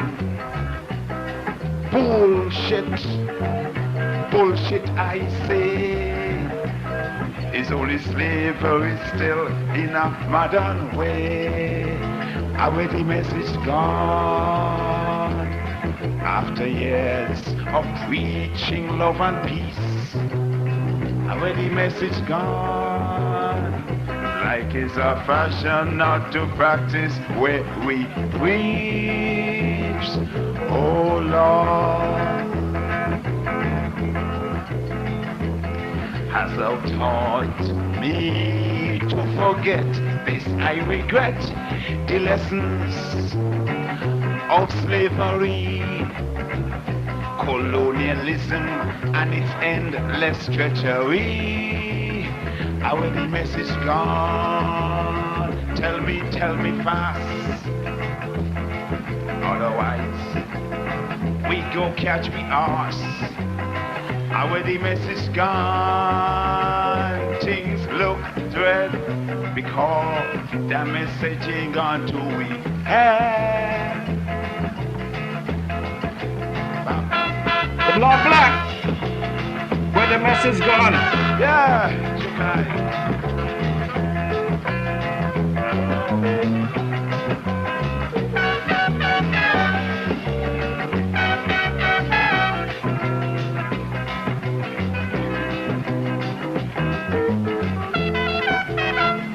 they're talking, we hearing. So much this, so much that, regional delegations, them black tourists, Lord, they meet very annual. Paper 1, thesis 2, section endlessly they carry on. Some new order, some bright new scheme to reveal at last the black man's dream. They say wait, they say hope. I walk out, look, they may push me dope. Federate ones carry cocaine. Now they're pushing for some brand new game. Hip hip hip, hoorah hoorah. Results, that's what I searching for. Waist edge, I repeat, waist edge. For we only get in the mess from the mess edge. Where the message gone. After centuries of preaching love and peace, where the message gone. Like it's a fashion not to practice where we preach. Oh Lord, why Lord, hast thou taught me to forget? This I regret, the lessons of slavery, and its endless treachery. Where the message gone? Tell me fast. Otherwise, we go catch we arse. Where the message gone? Things look red because the message ain't gone to we have.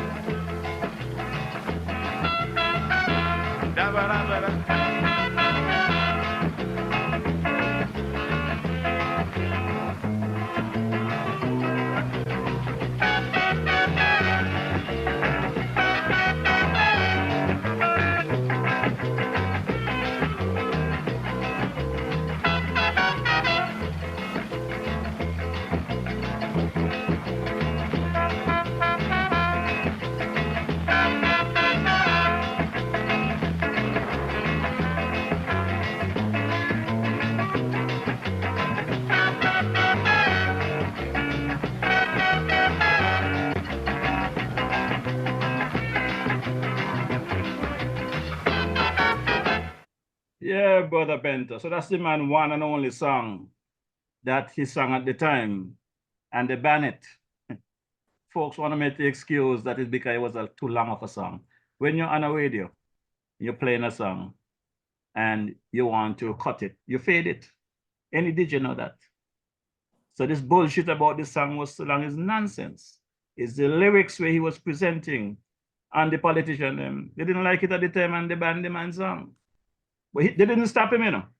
I can drop a second track that you could hear the one here, they banned me song, and then you could have a chat.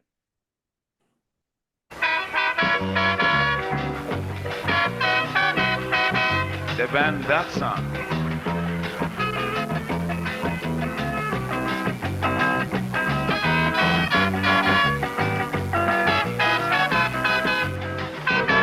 I'm a man who don't take nothing serious. I make me jokes even when I want to cuss. Life to me, as Johnny Mattison, is a song worth singing just for fun. I make friends with Tom, Dick, also Susie. Hatred and enmity, so foreign to me. So Friday, when I jump off the boat in Nevis, I couldn't believe when Spurgy told me this black. They ban your song, they ban your song. Oh no, I got to be deaf or else hearing wrong. They ban me song, they ban me song.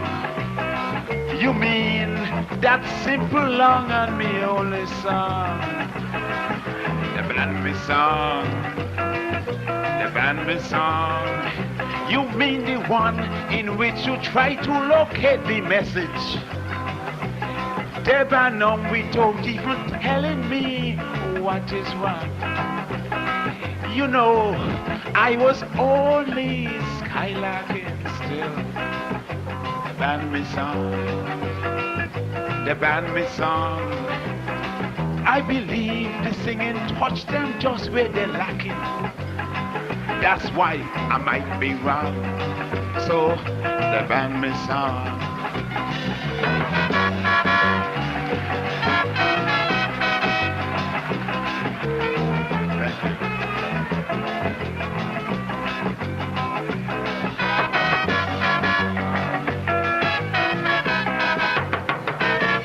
Perhaps they were right in banning that marathon. Otherwise, I wouldn't have had to sing this song. They talk about encouraging this art form. Good lyrics, creativity, push local. And you know, everybody could hear soul and TV. This play and play and play so freely. But local Calypsonians always they say smutty. And I believe one these days everything must be free. So They ban me song. They ban me song. Oh no, I got to be deaf or else I'm hearing wrong. Lord, they ban me song. They ban me song. You mean my simple long and me only song, yeah. They ban me song. They ban me song. You mean the one in which you try to locate the message? They ban them without even telling me what is wrong. I mean, I was only skylarking still. They ban me song. They ban me song. But suppose I had really sing that song. That's why I might be wrong. They ban me song.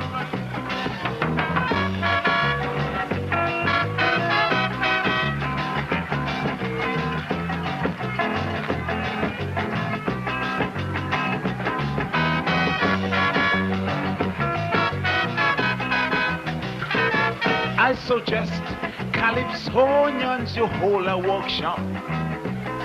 Invite all of them who always mess us up. For Calypso is mere inspiration, reflecting true feelings and our situations. To compose is a load of time and energy, music and practice, plus harmony on completion before you even feel satisfied. They ban your song and say, oh, it's justified. Lord, they ban me song. They ban me song. Oh no, I got to be deaf or else hearing wrong. Lord, look there now. They ban me song. They ban me song. You mean that simple, long and little song? Yeah, they ban me song. They ban me song. You mean the one in which you try to locate the message? They ban them without even telling me what is wrong. I and I was only skylarking still. They ban me song. They ban me song. It must be touched them just where they're most lacking.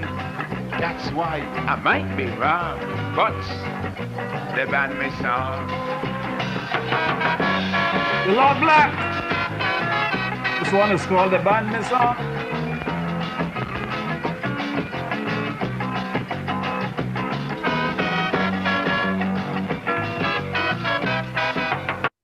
Yeah, Brother Benter, so the first song, the message I just said was too long. It's 6 minutes, 47 seconds. We have songs today longer than... What years were those?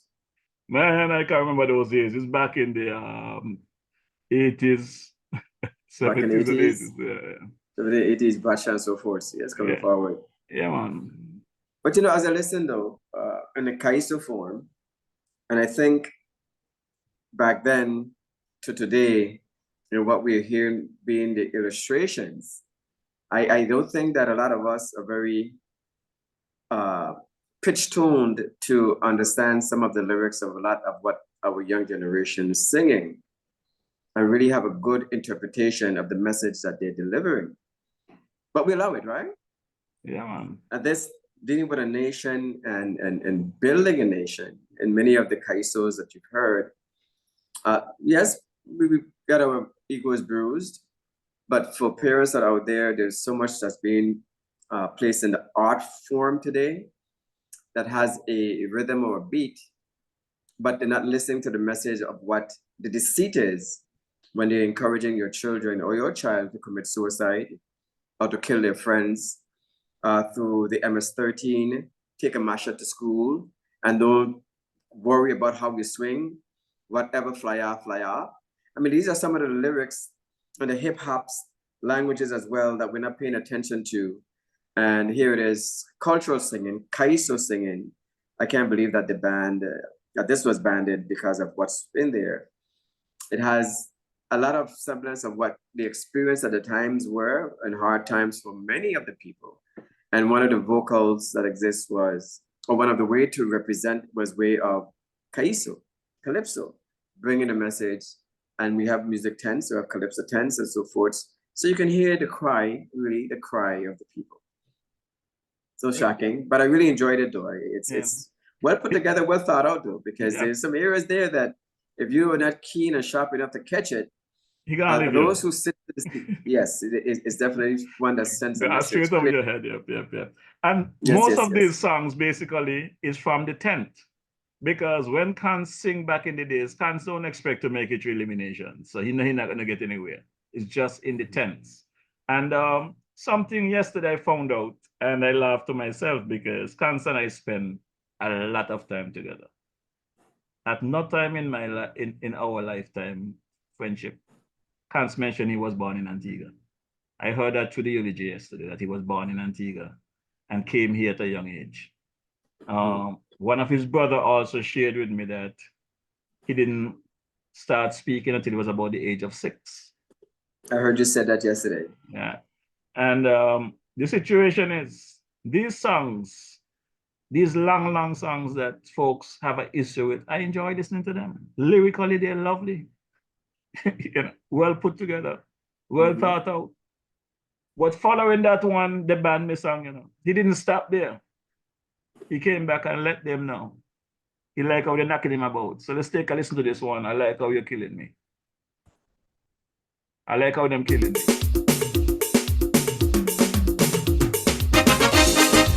And the dark horse has emerged for Carnival 2002-2003.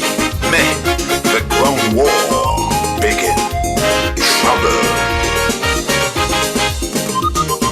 Me, yes, been around for 30 years plus.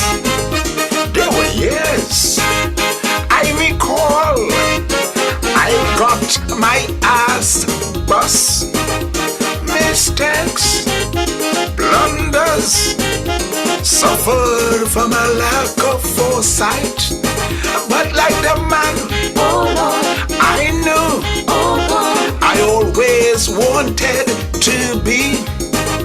I bounced back, and for years I had been running on track. But 96, they brought a son of a bitch called festival music to distract the carnival. Music festival taught me one lousy lesson: to support foreign rather than sweet local music. So tell the carnival committee, I love how you're killing me. Pass on the word to the business community. I love how they're killing me. The me in my song is the me in Mr. Carnival, Mr. Cultural, the original. I had to use irony, sarcastic, and in the absence of any prognosis, let me sing this song very bitterly. I love how you're killing me. Carnival City is quite good enough for we, the local artists. But how come it's not good enough for the foreign artists for Music Fest?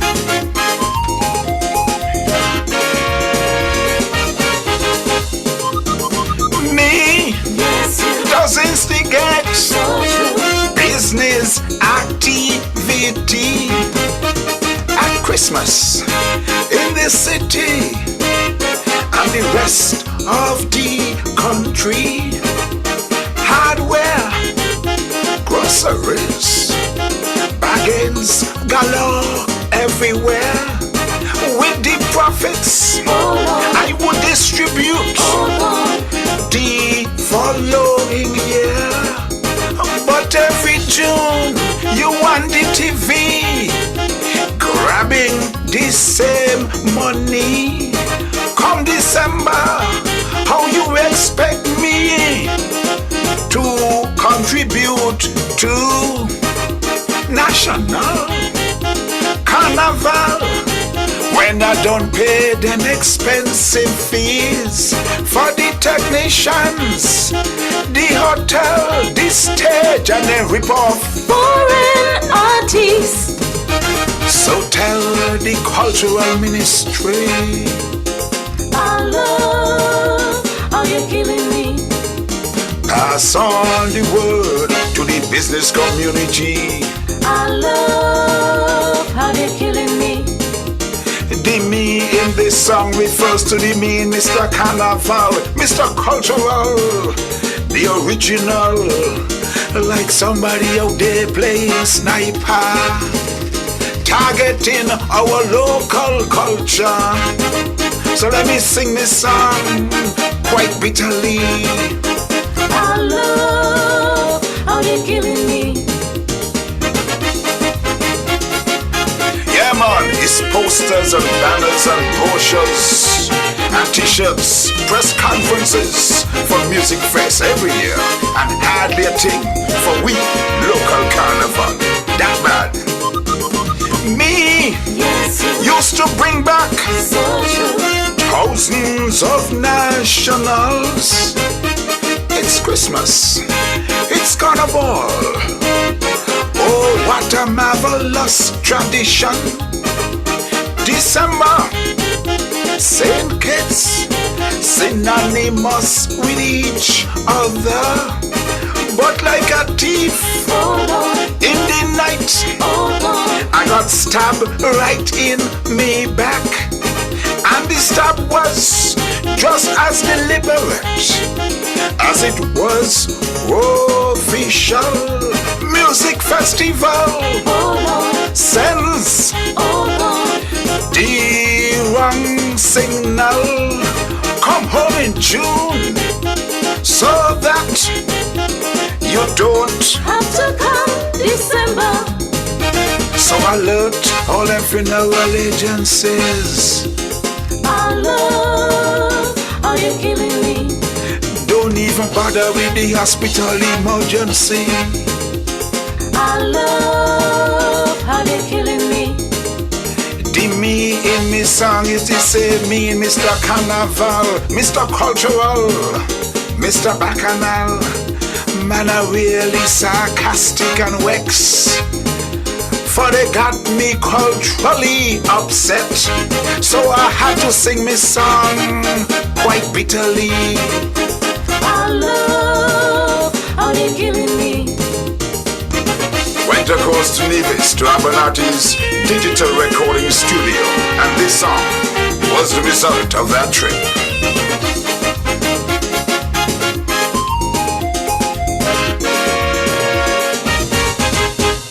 Yeah, brother Abernathy, great job on that one. Lovely bass line. Yeah, brother Benter, well, I don't know if you have something to say about that song, but the next one coming up is a monster. I'm quite enjoying them. I mean, it's quite interesting, the lyrics as they're, I mean, well put together, I must say. Very well put together. And it's amazing because his next song following this one, he come back and he tell them, you kill me now. This is after they terminate his service from the station. And to date, I still want to know. I don't understand how they could get rid of somebody like that, because back in them days, when the station needed someone to operate equipment that was basically non-operational, council make them work. We had 2 turntables, a cassette deck, a 8-track, and a reel-to-reel. We had no editing machine like today. Cans was the editing machine with a Gillette razor blade, a scotch tape, and a piece of wood. Splicing. DJ Marish said that yesterday. Yeah, DJ Marish is at the control, and Cans was telling me just talk. Give him time to cut and splice. And once he cut and splice and cue, you say, okay, push up fader, pull down number 2, push up number 4. We used to have a good time. Hans and I used to enjoy our time together at the station. So this track, this one is called They Kill Me Now. Here comes Lord Black. They kill me now.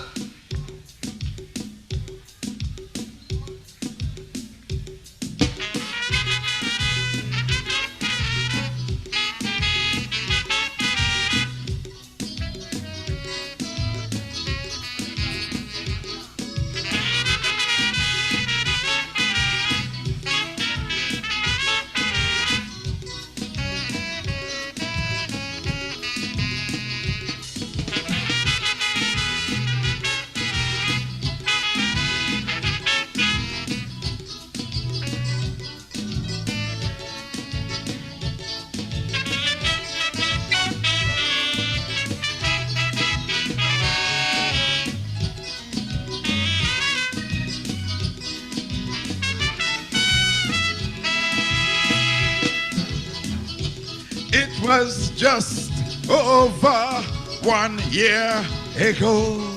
I produced a wicked calypso called Love. How they're killing me. Oh me, oh my, why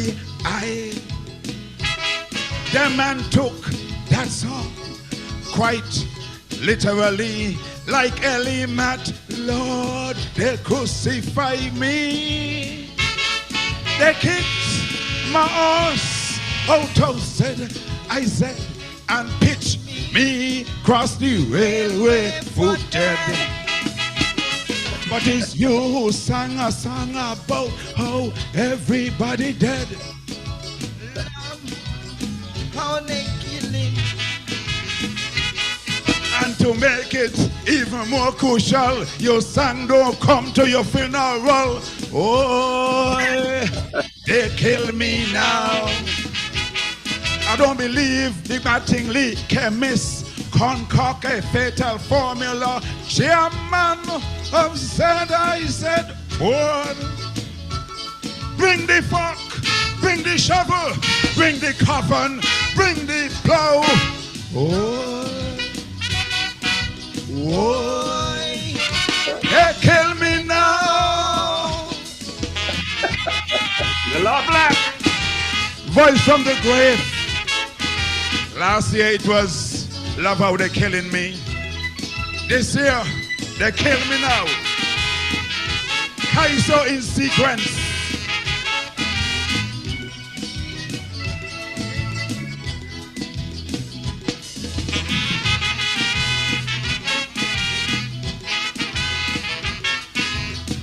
That's how dead people jam, you know.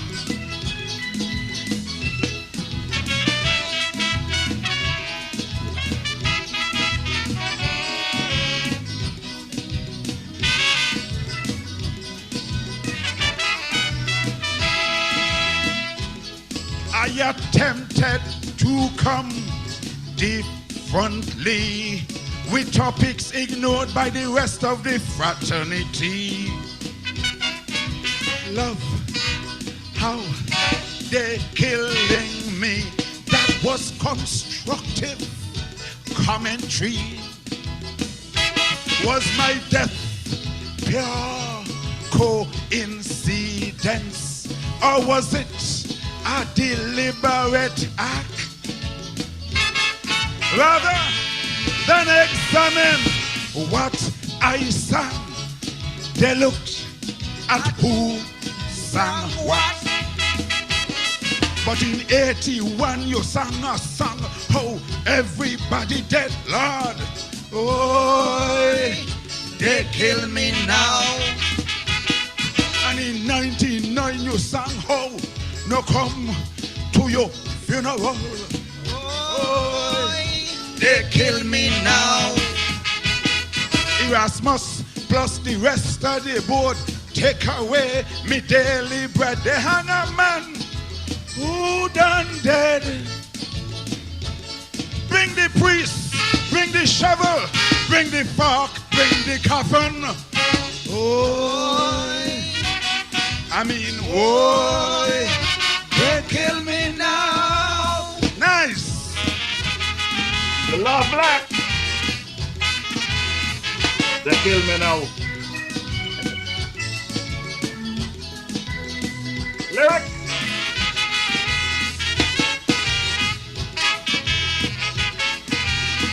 As the Black would say, music in sequence.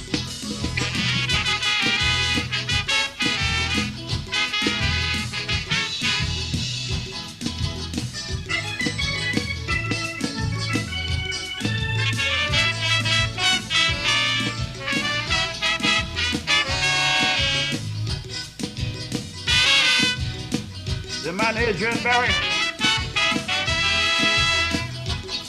I attempted to come differently by singing topics which is more than empowering. I know that the rest of the pack ain't gonna come with such a song. I wrote a letter to ZIZ's manager. I stated in it, to his nonsense, I'm allergic. The board conclude that I was rude and make me pack me bundle and scat. But it's you who sang a song about how everybody dead. Why they kill me now? And to make it more crucial, your son don't come to your funeral. Why they kill me now? Oakland Pete's and Gene Thomas, two board members, both jokers. History, and they're making easy money. Bring the fork, bring the shovel, bring the priest, bring the plow. Why? I mean, why they kill me now? Lord Black. They kill me now.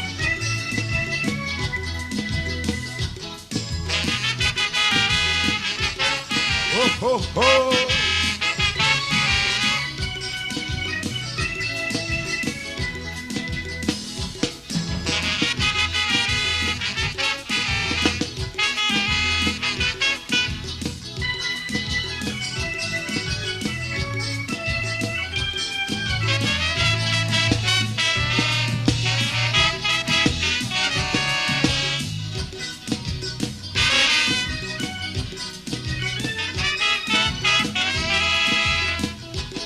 Gonna still sing, although things are so serious to really sing about. And who's gonna guard hard head Harry's guard? Memories of contenders' melodies. To criticize Pam, he was vigorous and free, for he was stinging on the real democracy. But democracy today, as a matter of fact, check this and that. I see what happened to that. But it's you who sang a song about how everybody dead. Why they kill me now? And to make it even more crucial, your son don't come to your funeral. Why they kill me now? I don't believe the Mattingly chemists concoct a fatal formula. The Calypsonian contender. Bring the wreck, bring the stack, bring the plow. Bury me anyhow. Whoa. I mean, whoa, they kill me now. You think it's easy? Lord Black. They kill me now. Brother Luther Kelly. Good evening. The man Julian Pemberton. Austin Williams.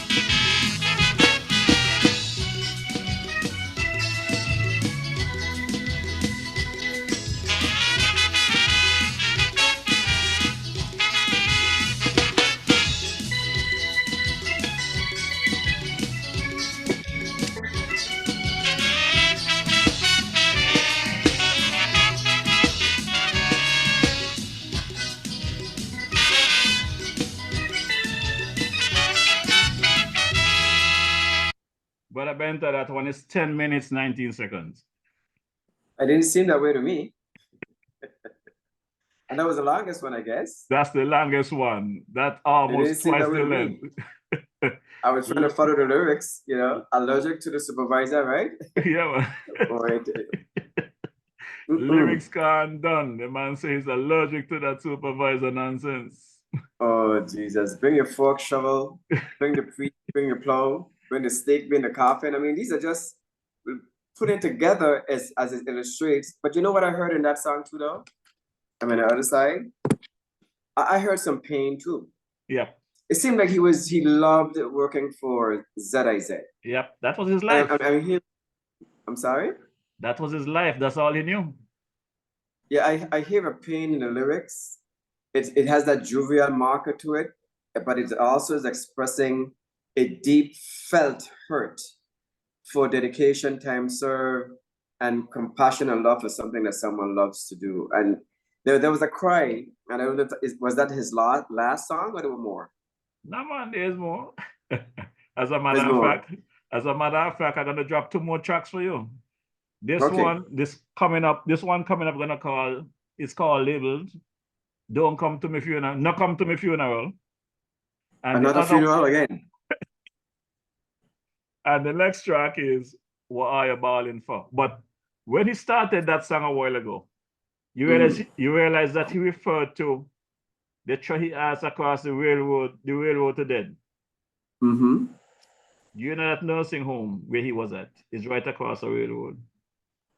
Oh. Interesting. Let's take a listen. Yes.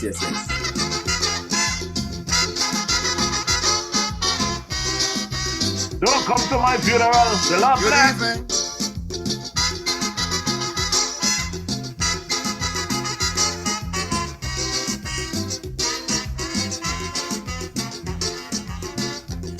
The fresh air I breathe every day. You try your damnness to take it away. This life is pure blood and sweat. What you call life, man, me call death. So keep on shoveling your dirt at me with your stiff rules and hypocrisy. You're killing me, but you say it's official. Don't come to my funeral. You're joking me, but you say it's legal.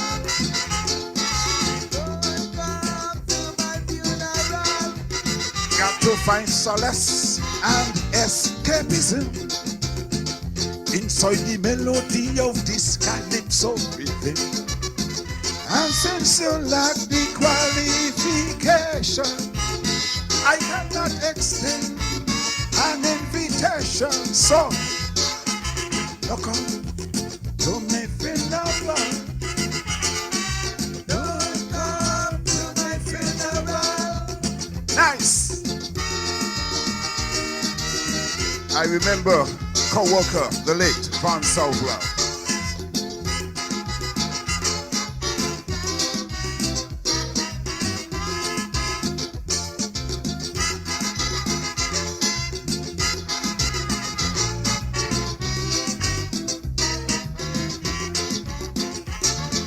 Lying in my coffin yesterday, I was resurrected by the good things you say. Not even in death can I understand the dishonesty of my fellow man. Why do you say such good things about me? Only when I'm dead and I don't bury. Out of your mouth I go cut out your lying tongue.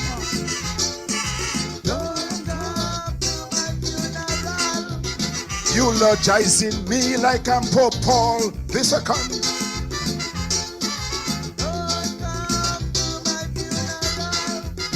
Got to find relief and direction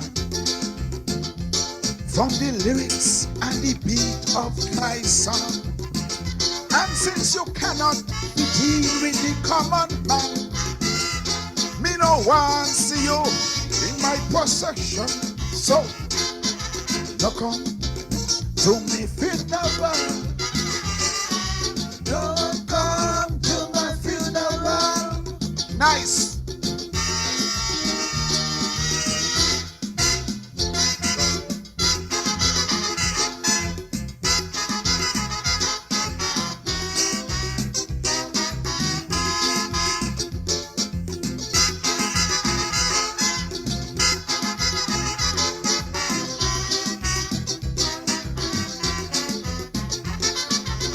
Man tries to exist barely, then he dies from persistent poverty.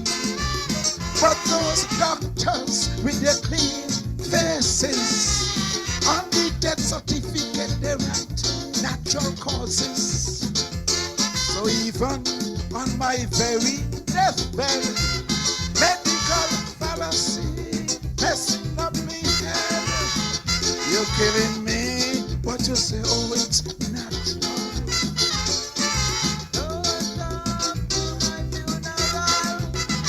You're joking me, but you say it's suicidal.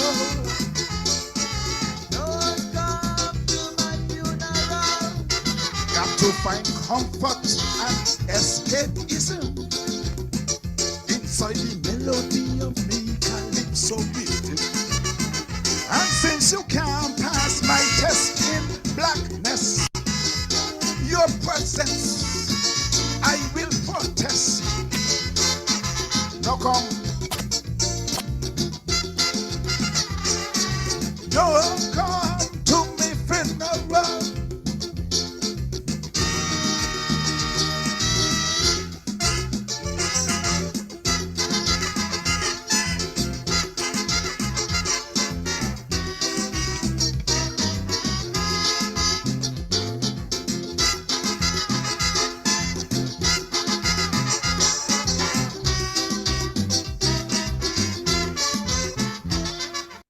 Yeah, Brother Benter, that track there. The Lord Black wasn't easy. It was not easy. When he tell you something, you just have to laugh. You can't even take it serious. But the man said, don't come to his funeral, eh? We're going to drop one more track by the Lord Black, and I'm going to give you an opportunity to do your wrap-up as we are in overtime mode already. And I don't want to really cut into other broadcasters' time because I know we got some folks online here. If I don't sign off, they're not going to move. So I don't want to take some of the other broadcasters' listenership. So this one is called Warrior Balling For. Now this track, pay attention to the lyrics again, because this is really where he gave his final.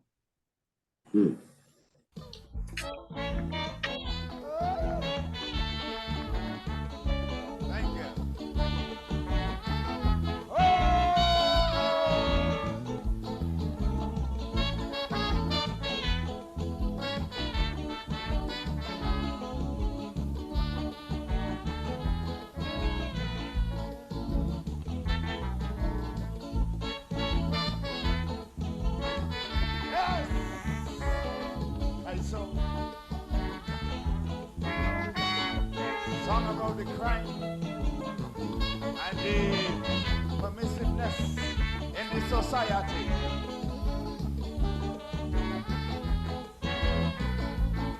Hey, you give me TV, you give me cable, you also give me pornography. You give me drugs, you give me guns. You also give me a modern telephonic connection. Plus you bloody well know where there are progressive tendencies. There are rises in criminal activity. There are rises in criminal activity. Helicopter over the area.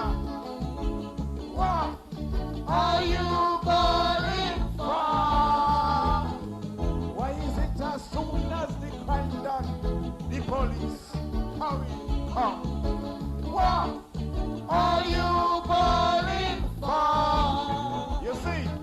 Nobody concentrates on preventative measures.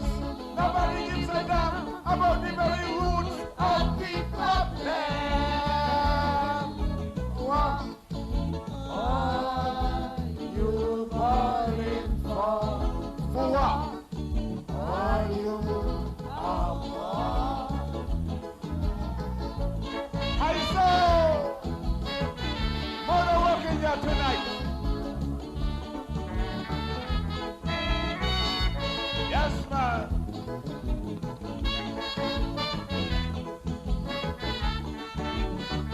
Hey!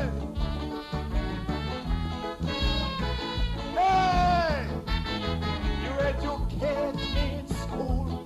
You inflicted that golden rule.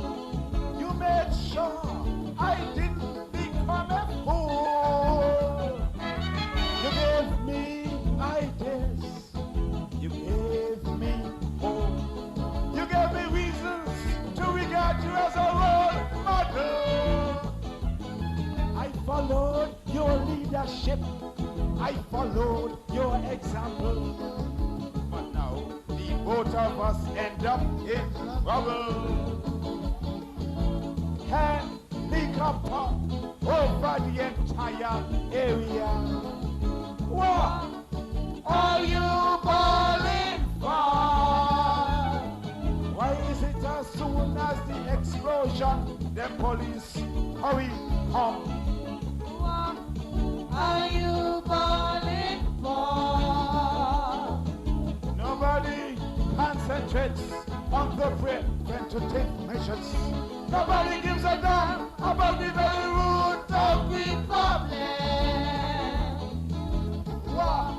What are you in here calling for? For all you are born. I wouldn't fall.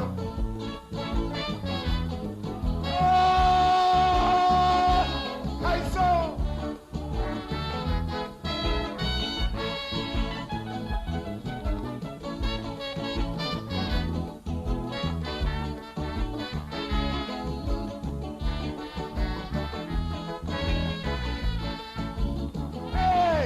I just don't want to be critical without offering a couple of solutions.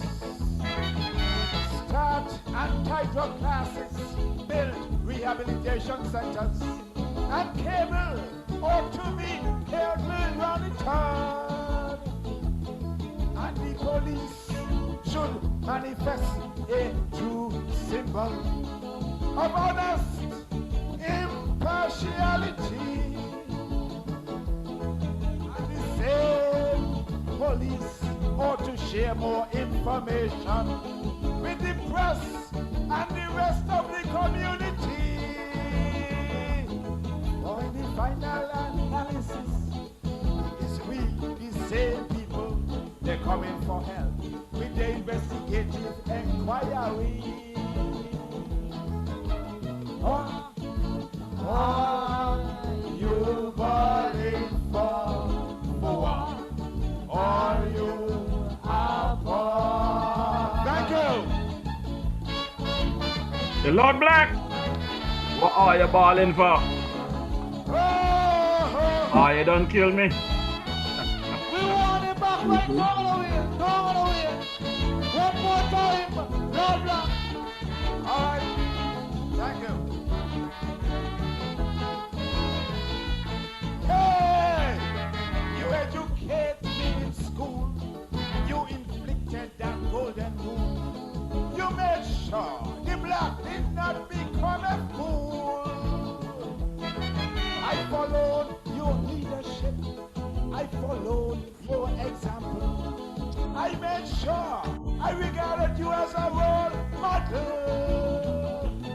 You gave me hope, you gave ideas, you also gave me reasons to regard you as a role model.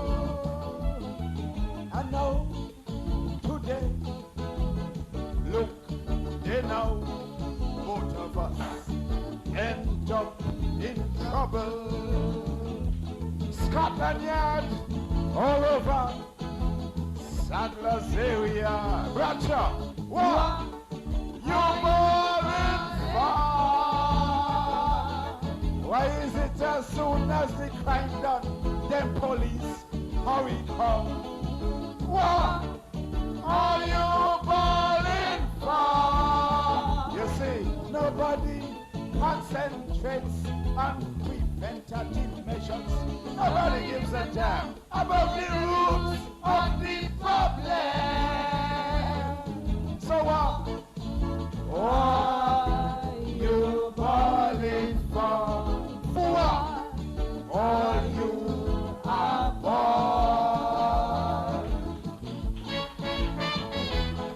Oh, ho, ho, ho, ho.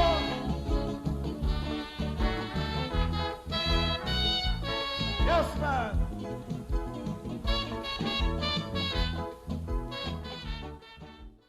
Yeah, Brother Benta, so that's it for Lord Black for this evening, but some serious lyrics, my brother. Oh yes, I love this one. I love that very, very much. It's a visionary song, right?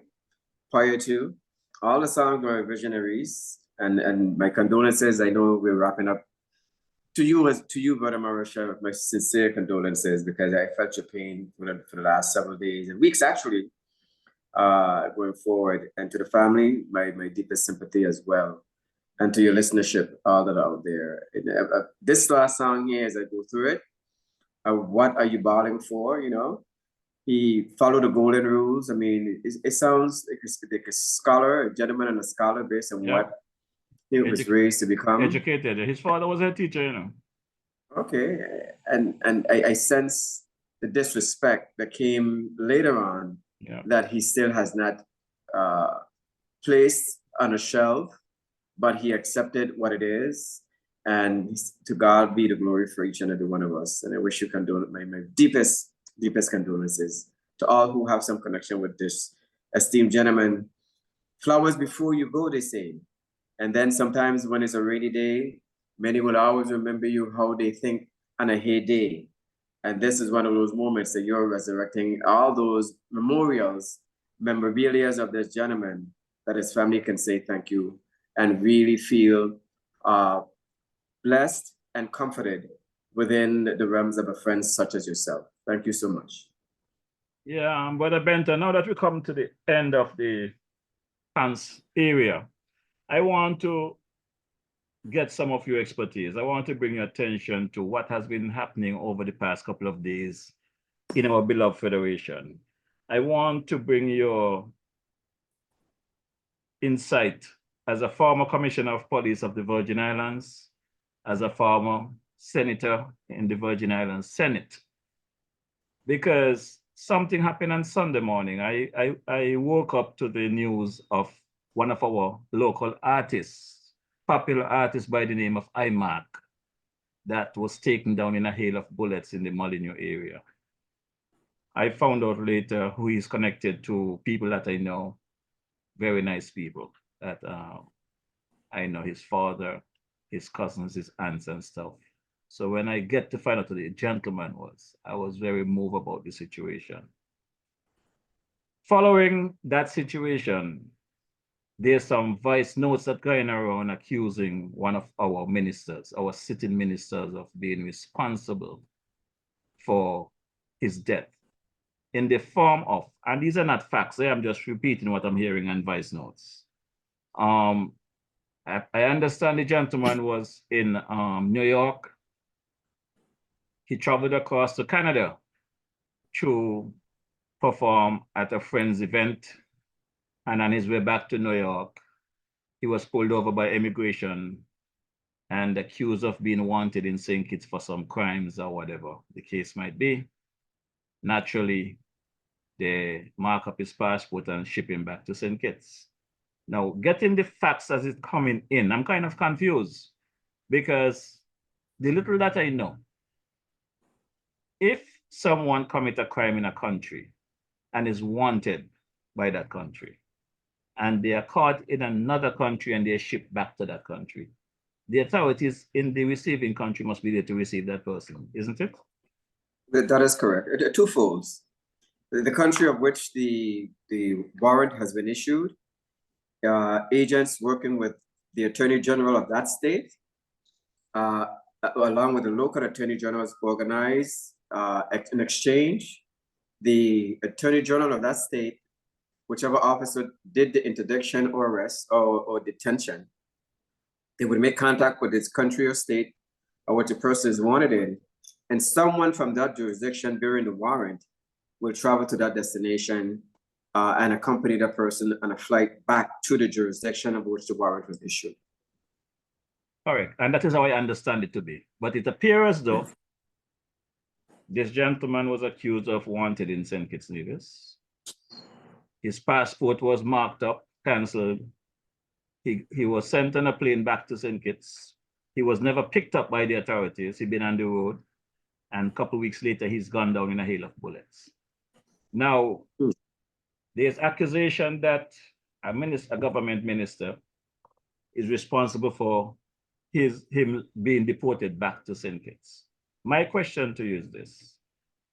When you have this kind of anxiety in the community, any country where a minister of government name is been circulating in connection with something like that, should the government or that minister stay quiet, or should they address the nation, address those people? Two things, along with the Attorney General of the state, of the territory, a joint press conference, because you need to dispel if there's no truth to the fact, or the Attorney General will then come to the public and they will, with the Commissioner of Police, conduct whatever investigations they have. But as a minister, as a representative of a nation of which you're elected, you should come to the public of whom you serve and clear the air as necessary. Okay, thank you, because this is my opinion, and nothing have been said. It's been quiet for a whole week, and I just want our government ministers, our cabinet members understand that these matters are serious matters and must be addressed. Short of addressing these things, then people are going to take it as facts. Correct. Right? Correct. The next death that came, I think, was yesterday or 2 days ago. I'm not even sure. I am at a loss at how these killings are taking place. During my weekly walkthrough of McKnight, I have made it a practice since back in 2020, whether once a week or once every 2 weeks, I will take a stroll to McKnight and say hi to the people and, make sure everybody's okay. And maybe about 2 or 3 weeks ago, walking through McKnight, I came across a young man. After we passed each other at shoulder height, he came back and he says, DJ Marisha? I said, yes. He said, man, happy to meet you in person and everything. I listen to your program weekly. I love how you're straight down the middle. You're being honest about everything. You're not taking a side with a political party. You call things like it is. He said, you don't know me, but I am the representative for this area for PLP. I am the new chairman, and I would like to have a conversation with you. We would like to have an open conversation. I would even like to come on your program. I said, no problem. We exchange numbers. So if they check that gentleman's phone, they will find my number there. And I was shocked to know, a couple nights ago, whether it's last night or the night before, this gentleman again was gunned down in an area we call Keys. This senseless killing of these young people, I don't understand it. I have said time and time again, the politicians we have in parliament, I think is 11, which leave 50,000+ of us. And you alluded to it earlier when you were speaking to me about my ambition to be a politician, which I don't. But if the people want me to do it, I will do it, right? I am of the view, instead of us killing off each other and fighting each other, why don't other people make themselves available? Stop the complaining, be a part of the process. You keep putting these folks who went to university dress up in the jacket and tie in office. And when they get there, they forget why they was put there. So why we, the folks that are on the ground that understand the pain of the people, who will do a better job of reaching the people and coming back to our community, why can't we mobilize ourselves? Get together, we got the numbers. They need our votes. Let's use our votes to our benefit, because our votes are benefiting them. when they get there, there's no benefit for us. Let's utilize our votes. Stop killing each other. We're killing future prime ministers, future doctors, future lawyers, future mothers, future fathers. You know, as you say that, there's a president in El Salvador by the name of Nayib Bukele. Of course, when he went to office, became president, the MS-13 controlled El Salvador, the capital murder paradise, parish of homicides in the world, really. With 60 plus homicides every single day, 30 sometimes homicides a day. And the number just kept racking up to the point where this gentleman came into power. And one of the things is that he said he was going to eradicate it. Now, I'm listening to any of these individuals a part of the peace program which the government have in place? You know something, Brother Benter, I'm glad you asked that question, right? I reached out to a young man by the name of Coyote Sutton. He's a part of the Defense Force. And he was the person in charge of the peace program under the previous administration. That program was changed to the Elevate, and he's still in charge of that program. And the question that you just asked, hopefully will be answered soon, because I reached out to him about coming to speak to the community, to speak to the people about this program. And up to this morning, he sent me a message requesting some information. So him and his team should be joining us at some point in time. So I would ask you to hold that question for that time. Because from one law enforcement officer to another, maybe you could give some input or understand better what the situation is. I don't want to assume anything. So let's leave that question. As a matter of fact, while I have you as well, some weeks ago when we was on, I was speaking about the MSR situation when they was making movies in Nevis and they get X amount of money a month. I think it's 100 and whatever $1,000 per month. And I basically made suggestion that that money may have been used to buy the OTI. Yes. Since that program, I has been in conversation with individual as someone who would know the ins of that transaction. And I was corrected that the funds that was used to purchase the OTI came from the US and not from the Nevis Island administration. As a matter of fact, there's some other information that I learned about the movie system over there in Nevis that was disturbing for me. The people that was really benefiting from this arrangement. We're going to get into those things in due course. There are some things that we just have to deal with. I don't want to start a conversation on a topic and cannot finish it. We're in overtime. So those topics we'll deal with another time. But I just wanted to get your input in regards to extradition. The extradition, if there's any, but there was no extradition because the person was not arrested. They were just placed on a plane. And I think it's time enough. After a week, I am calling on the Prime Minister, the Attorney General, whoever is responsible. The nation should know. These are young people that are dying out. They are not cockroaches, they are not cats and dogs. Even cats and dogs have rights. As a matter of fact, you know, in America, animals have more rights than us. That's right, more rights. And it appears during St. Kitts Nevis, we don't have any rights. Because as you open your mouth about trying to correct a wrong, you have been penalized. You are enemy of the state and all this kind of stuff. As a matter of fact, you know, I said that was my last Lord Black Sam. But whenever I get into conversation, Brother Benter, the music comes along with the message. And I need to find a song here for this conversation because it's really unfortunate how we look at each other. It's really unfortunate.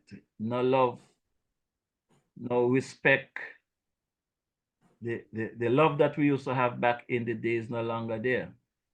And it's really unfortunate that I'm gonna drop this track for you. I'm gonna drop this track for you.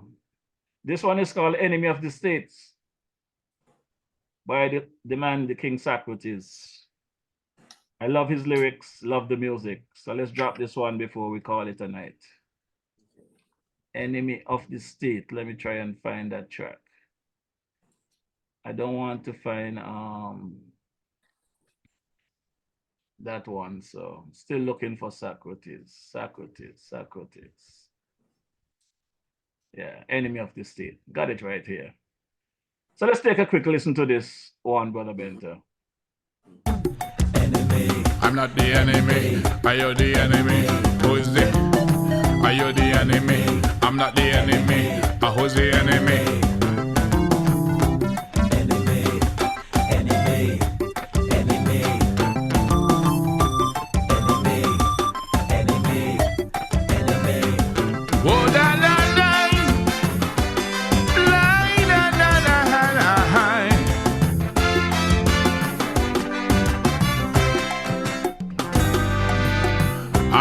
Educator, your historian, the unpaid advisor to government and opposition.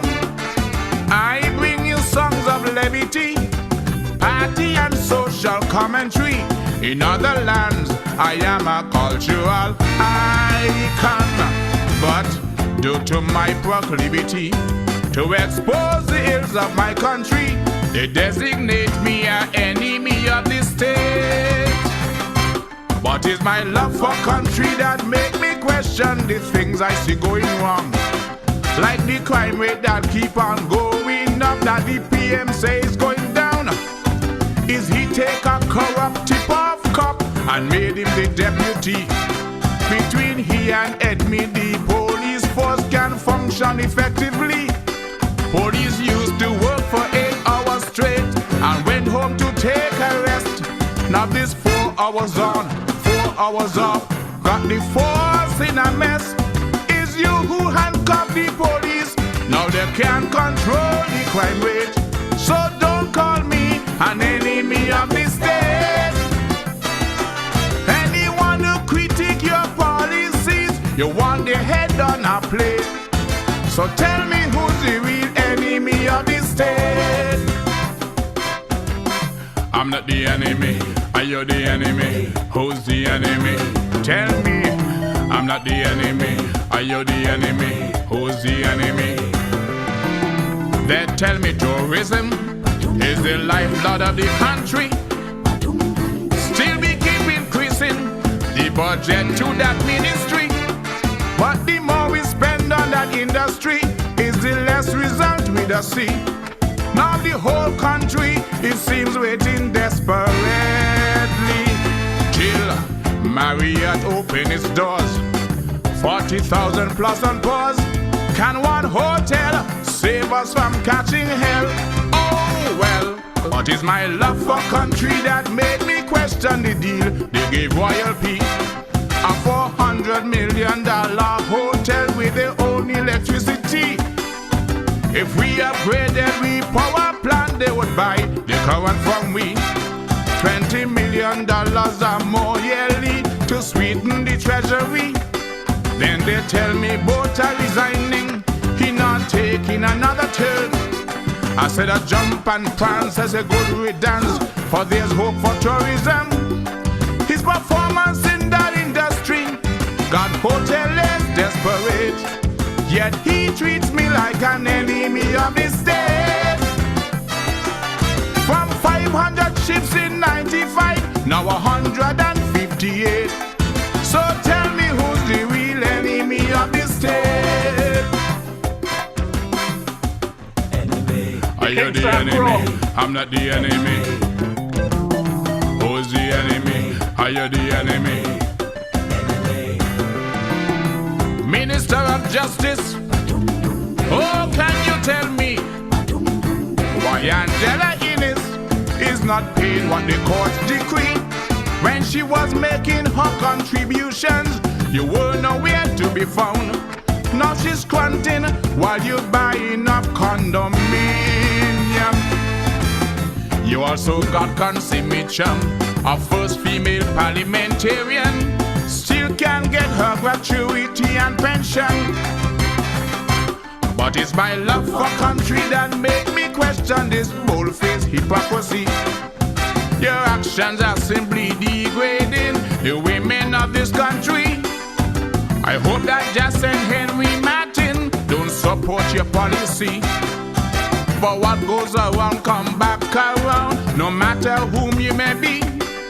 These women serve with distinction and should get their due respect. Not scandalize and victimize. To this action I object. Your action, Mr. AG, means all women must subjugate, and that makes you an enemy of the state. If you taking orders from Dougie, it means you eating from the same plate. So tell me who's the real enemy of the state? Oh, watch me now. I'm not the enemy. Are you the enemy? Who's the enemy? I'm not the enemy. Who is the enemy? Tell me. Almost every weekend is party, party, party. Soon we'll start the campaigning with Berries and Byron Lee, while the bell tolling at SSMC and tourism catching hell. One night at JN Fast costing more than a hotel. Then IMF tell Douglas Plain he must raise taxes again. So who got cocoa in sun? Look out for rain. Yes, it's my love for country that make me question the state of the economy. We could well use the 36 million you spent on the inquiry, and yet you take up the best golf course and sell out to Royal P. But I was not in favor of that one, and with him I must agree. You are the leader of this country, but to lead effectively, you must listen to suggestions from Calypsonia like me. If I'm the only one in the country to pinpoint your mistake, does that make me an enemy of the state? Sandra Byron no longer boos me, cause she knows I don't deal with hate. So maybe you're the real enemy of the state. The Jew is out on you. And you know what? You ain't come to the circus as yet. We're still waiting. Are you the enemy? Who's the enemy?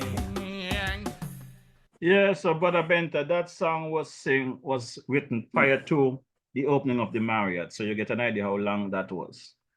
Under the former Douglas administration by the King's Faculty. And this is the problem I have with these Calypsonians. When they are in opposition, they got songs to sing. When they're government in power, they cannot find nothing to sing. I will not be one of those pawn for any government.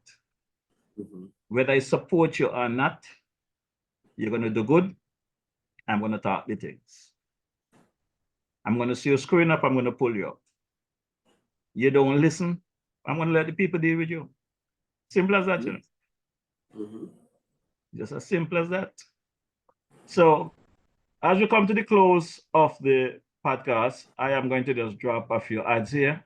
And if you have anything to say following these ads, no problem, just jump right in. But I want to thank you again for taking the time out and joining me this evening. Let's hear from my good friend here, Brother Carbo, over there in Fountain, Nevis. Cabos, located at Fountain Village in Nevis, is the go-to spot for your Saturday treats. Tantalize your taste buds with his delectable Cabos Delicacy Goat Water. Or, if you prefer some soul food, then Cabos Punji and Fish is definitely the way to go. Call ahead and reserve at 869-663-9694.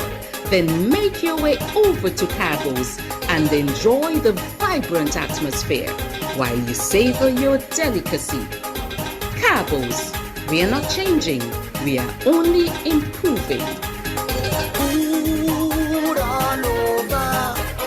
Food all over. You got the food all over. Yes, man, my boy Carl. Well, let's take a quick listen to Sister Carmen as we're running out of time. Girl Sanja, you know where you can find nice fresh local food 7 days a week, one provision and all kind of thing. Girl, where? Right down there by Shellings, by Carmen Catering Services. Girl, she opposite the bus stop. Girl, and she also cater for weddings, parties, anything you want to cater for, funeral and all. Girl, and trust me, you're gonna enjoy the food. And she also selling bites and Sundays. Opposite the car shop, right down the main road. Girl, you could call 665-1494 or 663-6005 to order your food or go and pick up your food.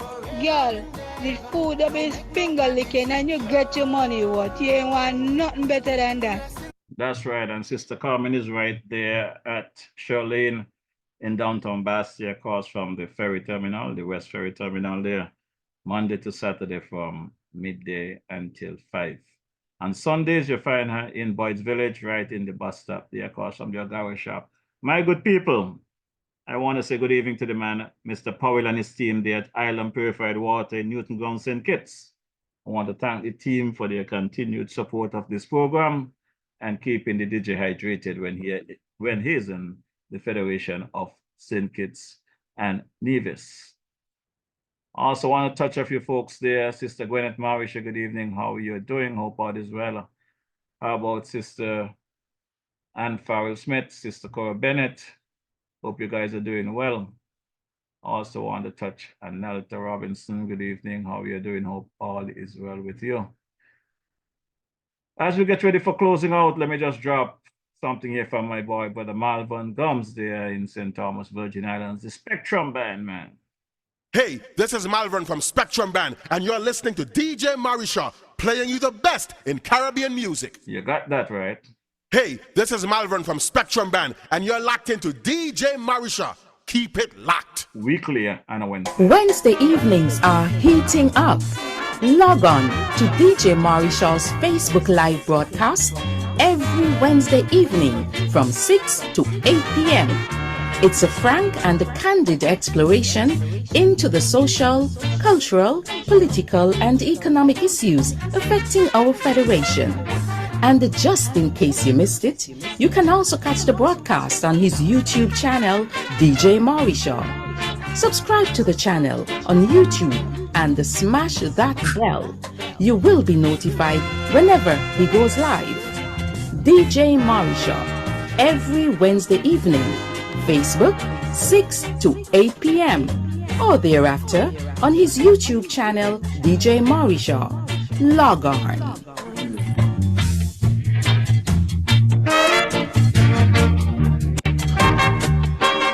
Yes, you heard that right, every Wednesday evening right here between 6 and 8 p.m. Brother Bent, anything else you want to say before we take that flight? I just want to say Godspeed to everyone. I think tonight has been one that you needed to have tonight, because I know there was a lot on your mind. And you were able to get those things off and have the individuals of the nation understand that compassion comes in tenfolds. You for me today, tomorrow for you, and it goes on like that. We are our brothers' keepers, and we look forward to next Wednesday, Godspeed Life, and I wish each and every one Godspeed. And you know, this evening I want to do something different and special for Brother Black, so I'm going to close with King Austin. We got to get some progress in our federation. So we're going to drop this one for the Black. Since it's not on a Wednesday night, I think I'll go change up my thing.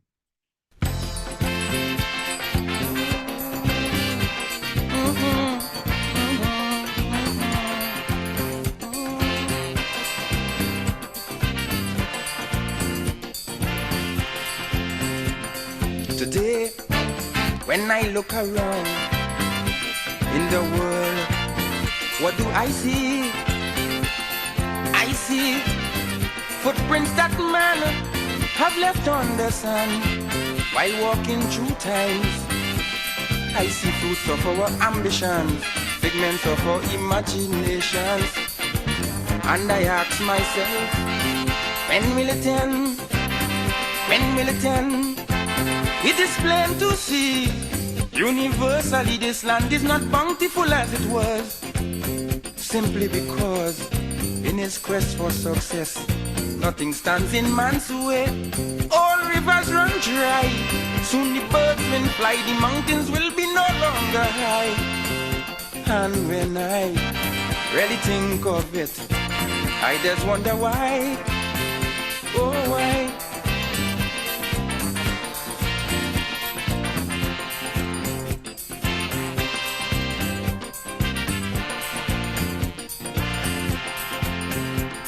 I see charity deplored, equal rights totally ignored, wisdom and ingenuity working in accord, simply to afford such inventions as thermonuclear warfare and environmental warfare. And I wonder now, where do we go from here? Prophets everywhere gaze upon the horizon and declare that judgment will come as the savage hands of unscrupulous men defile everything passed by. Time is running out as we eat and drink, species at the brink of being extinct. And I think no one can deny that the price of progress is high, real high.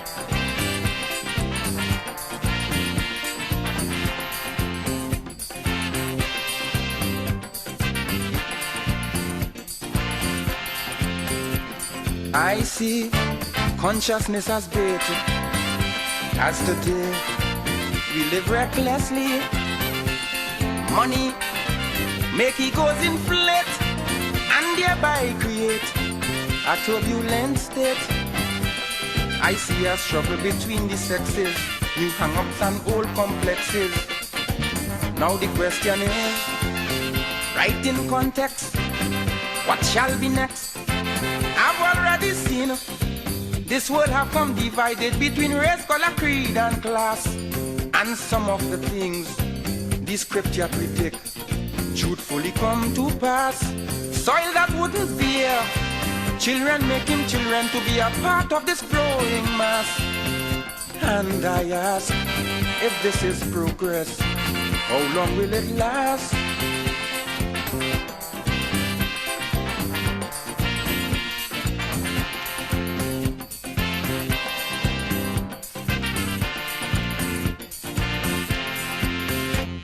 Yes, that is the man King Austin there. Progress. Progress brings a lot of dangers to you. You cannot let the power get to your head. So, Mr. Prime Minister, this one for you in closing. My final song. I want you to dig deep. Dig deep, deep, deep within yourself. Utilize what is at your fingertip, at your footstep. Utilize your citizens, bring everybody together. And let's try and get a handle on what is taking place in our beloved federation. So for you and your lovely First Lady, I just want to drop this one. Honorable Prime Minister, let's dig deep between the surface.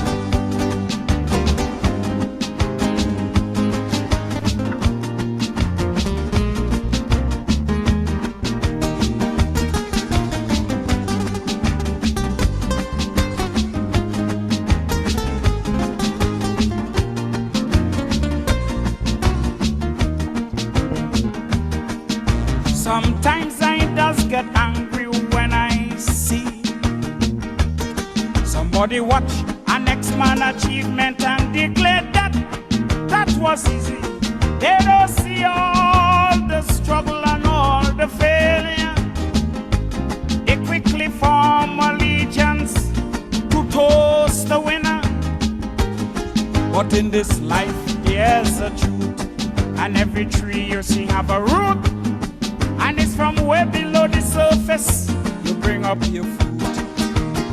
Now Thomas Edison, the light bulb inventor, his 2000 times he failed before the bulb could light.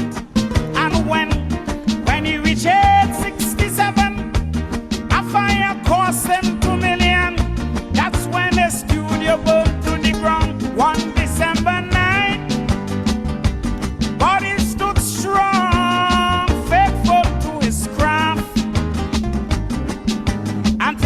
weeks later, released his first phonograph.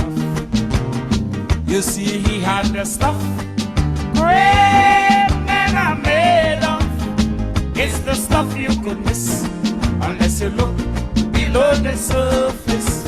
I say he had the stuff great men are made of. It's the stuff you could miss unless you look below the surface. Yeah, man. Okay, Shaki. All hands on deck. Drop the guns. Put down the guns. Let's save our community. Save our beloved federation. Calling on all political parties. All NGOs. Do your part. They say that pressure, it does make diamonds out of rock. And it's the same with the human character. When our dreams are dumbstruck in a jail, two men looking out through the same bars. One will fail, cause he see mud while the other sees stars. You see, while pressure humbles the meek, it strengthens who earnestly seek. It's the barometer that measures the strong and the weak. Because Martin Luther and South Africa Nelson Mandela, the darkness in their jail cell couldn't dim their lights. And civil rights advocacies only fuel more energies. For the more injustice rages, the more they fight. And for 27 years, Nelson Mandela suffered. And from jail became president of South Africa. You see, Nelson had the stuff that great men are made of.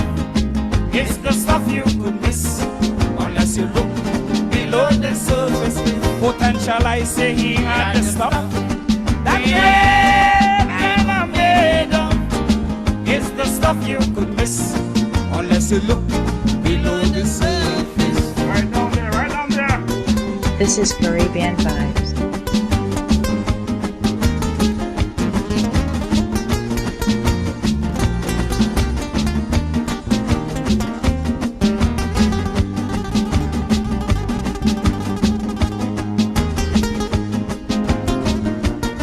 This is Caribbean Vibes. Check any success story, take anyone you wish, and you'll see the road is often littered with blocks and rubbish. But as you clear one hurdle, you will meet another. And as you lift one burden, you'll hit an next gutter. You see, while your progress is slow, your determination must grow. Just affirm and confess the success you already know. Don't you know Elvis Presley was fired by Jimmy Denny? After just one show, he was told, go back and drive truck. And the great Beethoven of music, imagine he was deaf at 46. But that's when he produced his greatest musical stuff. And the great Caruso stood firm by his choice. Although his teacher told him you can't sing and you have no voice. But he had the stuff great men are made of. It's the stuff you could miss unless you look below the surface. Oh, he had the stuff great men are made of. It's the stuff you could miss unless you look below the surface. Oh, yeah, Shaki.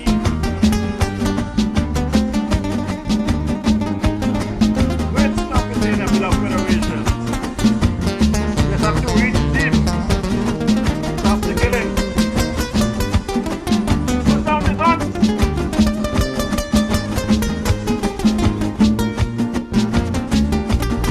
Lift up our brothers and sisters. As a nation, we will do well to train our young to adopt a luck and chance approach or a gaming disposition, for they will dream of easy money and sweet tomorrow.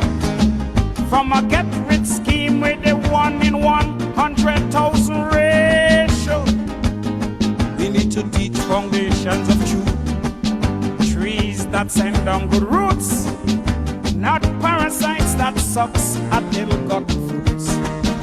Don't you know, Basdale Pandey walk so many miles barefoot to school, land in England with $6 to take his luck horse.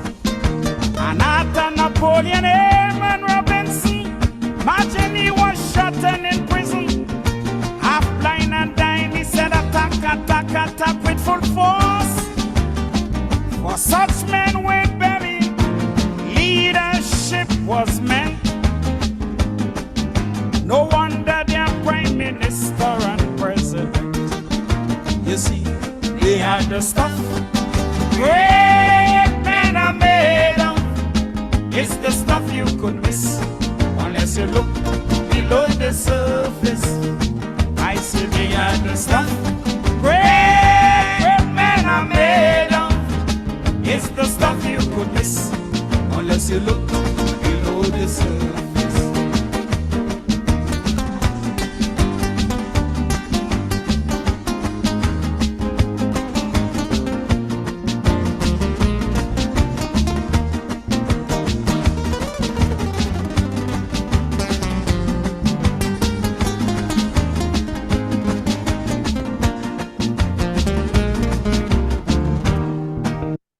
Yes, Brother Benter, that's the end of the program for this evening. Thanks for joining.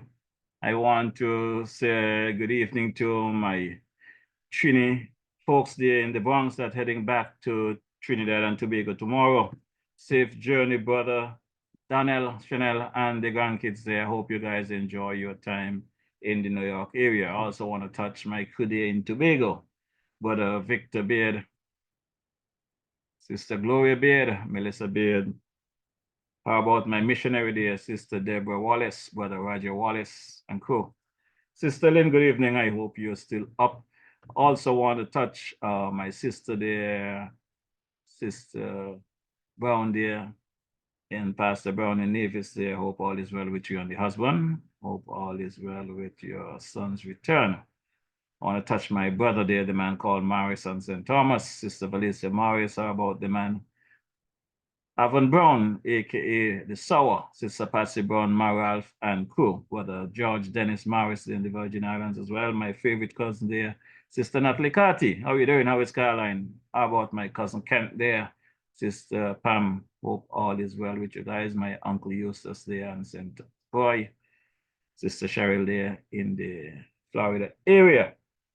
Also want to touch my godmother there, Sister Joyce Bedford. How are you doing? Hope Brother Bedford is taking care of you. My father there, Alfonso Marisha in the Virgin Islands. My daughter Rochelle there in the Ohio area. Grandkids and crew, the entire family. My cousin, my nephew there, Brother Glenville Lawrence. Thanks for your usual editing of my clips, keeping this program alive and lively. Brother Ike, thanks for your continued support to this program. Until such time, God blessings on everyone, and I wish everyone a pleasant night rest until next Wednesday.